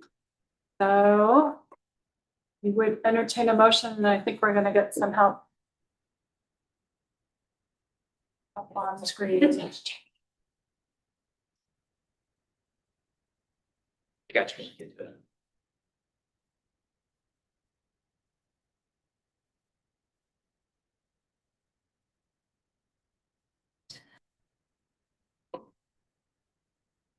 You have to have really good eyesight to accomplish this one. They can say as John. John. Did John hear that? You I don't think the have new to. thing is that you can read it, and once you're all indicate that you're okay with it, whoever wants, if someone wants to move it, can say, I move, I make the motion as reflected on screen. And you don't have to read it, although sometimes that's fun for everybody. Tell this to you as well if you want. Yeah, if you want to email it, then. Keep scrolling down.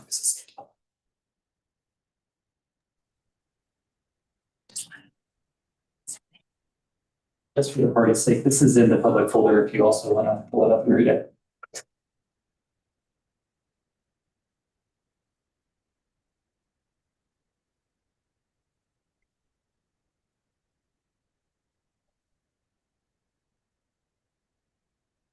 Just for everybody's reference, chamber rebuttal slide 19 was the issue we discussed about active credits. Okay, we got a waterfall at the very end. Okay, that's why I was.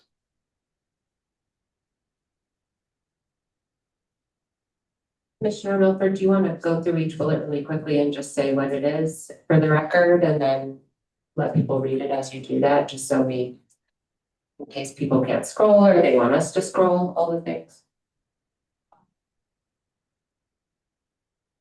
So I would have to pull up the division's rebuttal slides. Oh. Do I have to do that? No. Let me go through the things that we discussed this Yeah. afternoon. Okay. So just mentioned the chamber rebuttal slide 19 was the definition of active credits.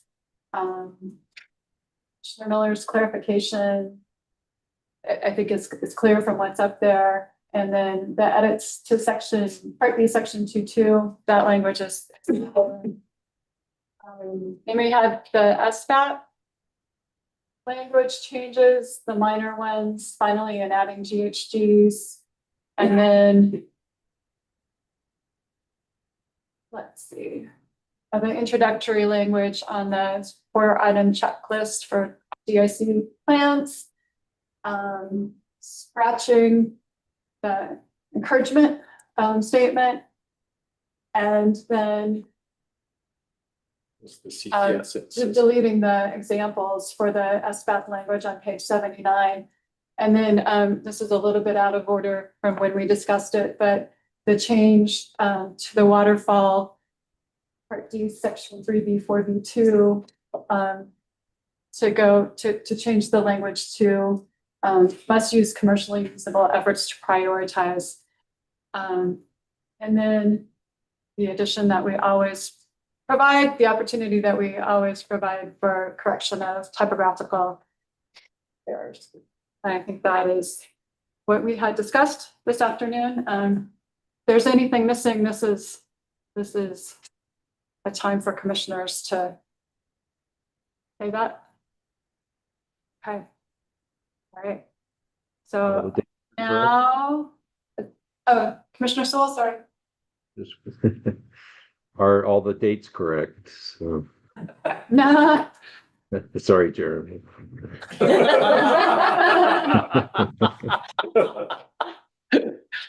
Should triple check that. Says July 1st, there we go.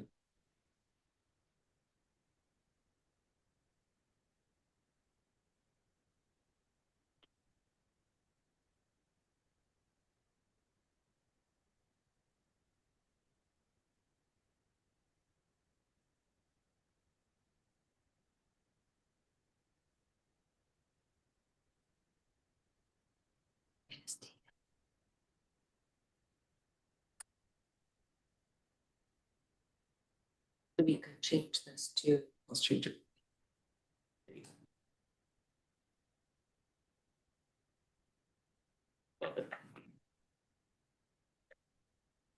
So we think we're good? Think we're good. Commissioner Saul? Yep. Do you want to do the honors? I make a motion that we move to approve the regulatory and SBAP changes as contained on the screen. Motion, do we have a second? Second. Second. Second. Any discussion?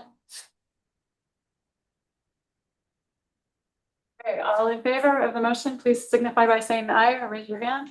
Aye. Aye. Like we have a unanimous vote. I would just like to say thank you so much to all the parties. I think that participation and engagement leading up to this rulemaking has been really exceptional. From what I can tell in the part of the division, as well as all of the parties who've been involved. So sincere thank you to all of you.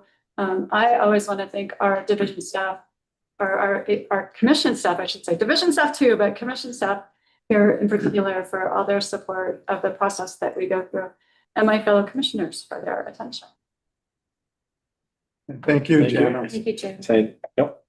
Thank you, Jana, for doing such a great job getting us through the whole process over the last 2 days, as well as all the time and effort spent leading up to the hearing. I know there's a lot of work that goes into being a hearing officer, so well done. Thank you. And again, I would just echo Jana's appreciation to all the parties in the division for all their work in getting us to this point today. So thank you all very much. With that, we will move on to our briefings, discussions, and reports. First up is commissioner informational items. If anyone has anything in the last month that they've done that they would like to share. Seeing and hearing none, we'll move to the division director's report. Director Ogletree, you're up. Thank you, Commissioner Reader. Sorry, I'm a little bit sick. My kid's been coughing my face all week. But we have a short update this week. Sorry, this month. In Reg Affairs, our planning and policy staff continue to engage with stakeholders and parties on ongoing efforts pertaining to oil and gas emissions controls and administrative rule updates.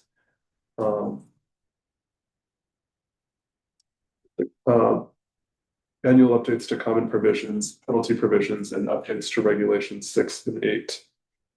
Our air toxics team has published the mapping tool for sources to use to determine if their location is covered by the recently adopted formaldehyde emissions control requirements.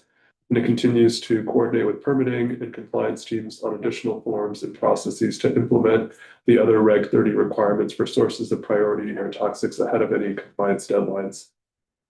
Received the 3rd year of emissions reports, will be publishing the data on its website. The division completed beta testing of the new EPA CARES emissions reporting system that will be used for the next year.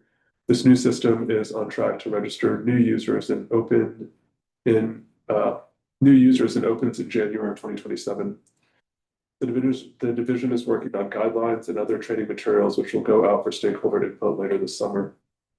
On the legislative front, programs are in the early stages of implementing bills from this past session, and we're beginning plans for the 2027 session. The division is also working to prepare our budget for fiscal year 27-28, which will be submitted to the governor later this summer. In the Office of Innovations and Planning, we continue to develop and expand OnGear to include air toxics reporting for upstream and midstream oil and gas operations ahead of the 2026 emissions reportings, which are due on June 30th of 2027. We've received and started analyzing, starting analysis of Reg 7B sections 5, 7, 8 annual reporting for our 2025 calendar emissions. Those include OnGear, GHG intensity, and annual verifications and midstream reports. And we are working with the Colorado Energy Office to fulfill CDPHE's obligations to the EPA CPRG subaward. With regard to outreach and engagement efforts, We're having the last of APCD's meetings on oil and gas emissions control update meetings on July 18th, as mentioned by policy and planning team. And the division is holding its second stationary sources control fund meeting of the year on July 27th. We'll be hosting 2 additional educational meetings about our small business assistance program for the public and small businesses to learn about what that group does and how they can be consulted on July 28th and 30th. And that is all I have for this month. Are there any questions for the director? Seeing hearing none, we'll move on. Thank you, Michael. Attorney General's report. Who's up this month? Me. And first, I just want to say, I was involved in this hearing a little bit more than I usually am, given some of the procedural stuff. So apologies to parties if I was a little short or sounded snappy. Usually that's directed at commissioners, not parties. I'm not my best when I'm acting on the fly. So apologies to everybody for that. Thank you for putting up with me, even though you have to. So my report to commissioners is pretty short. The lawsuit regarding the Rec 3 environmental justice and permitting regulations, that's on appeal to the Colorado Court of Appeals. The commission was successful at the district court. That is set for oral argument in September, first week of September. And so we will happily let you know about the ability to watch that online if you're curious. That at this time is going to be argued by Emily Splittick from my team on behalf of the commission. And the other update is there was a lawsuit filed by the Center for Biological Diversity challenging EPA's decision to approve the Air Commission's contingency measures SIP for the ozone standard. And we have intervened in that to defend the approval of the contingency measure SIP. This has been a long-going drama. EPA first proposed a partial disapproval, and then we worked to revise the SIP. You revised the SIP. Maybe like a year or 2 ago, EPA proposed to approve that. It sat for a while, and now it has been approved. So I will keep you updated on that. Is there any other news on the regional ASIP? No, EPA's brief is going to be, we should see that, I think, in the next few weeks. And then we will see CSU, Colorado Springs Utilities brief, and then we will file our reply brief. And so our opening brief was filed June 16, I believe. And if I haven't sent that to you, my apologies. I could definitely do that. And we don't know, we don't have any visibility into when the court will set this for argument. Thank you. Any other questions for Robin? Seeing and hearing none. It's a advantage of doing this after a long rulemaking. Everything goes quick. We don't ask for. Go ahead, Jeremy. Thank you, commissioners, and well done, Commissioner Miller. Thank you for being our hearing officer for a lively hearing. Next month, I just want to go over our agenda for next month. We've got y'all's agenda condensed down to just one day, August 20th.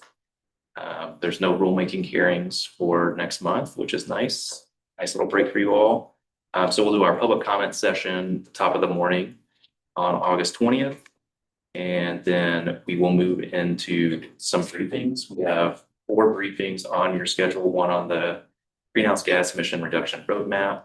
That will be given by folks from the Colorado Energy Office and the division.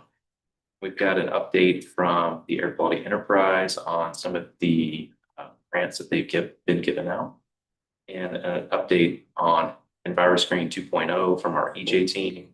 And then we'll have a legislative session update just to more fully fill you all in on those changes that happen in the 2026 legislative session. And then in the afternoon on the agenda, we have a procedural rules feedback session where you all will be hearing from parties to the people that have been parties to the new procedural rules.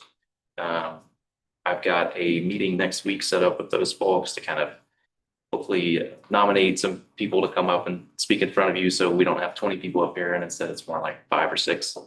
And you all will be able to ask questions, and they're going to give you some feedback on how the procedural rules are going for them.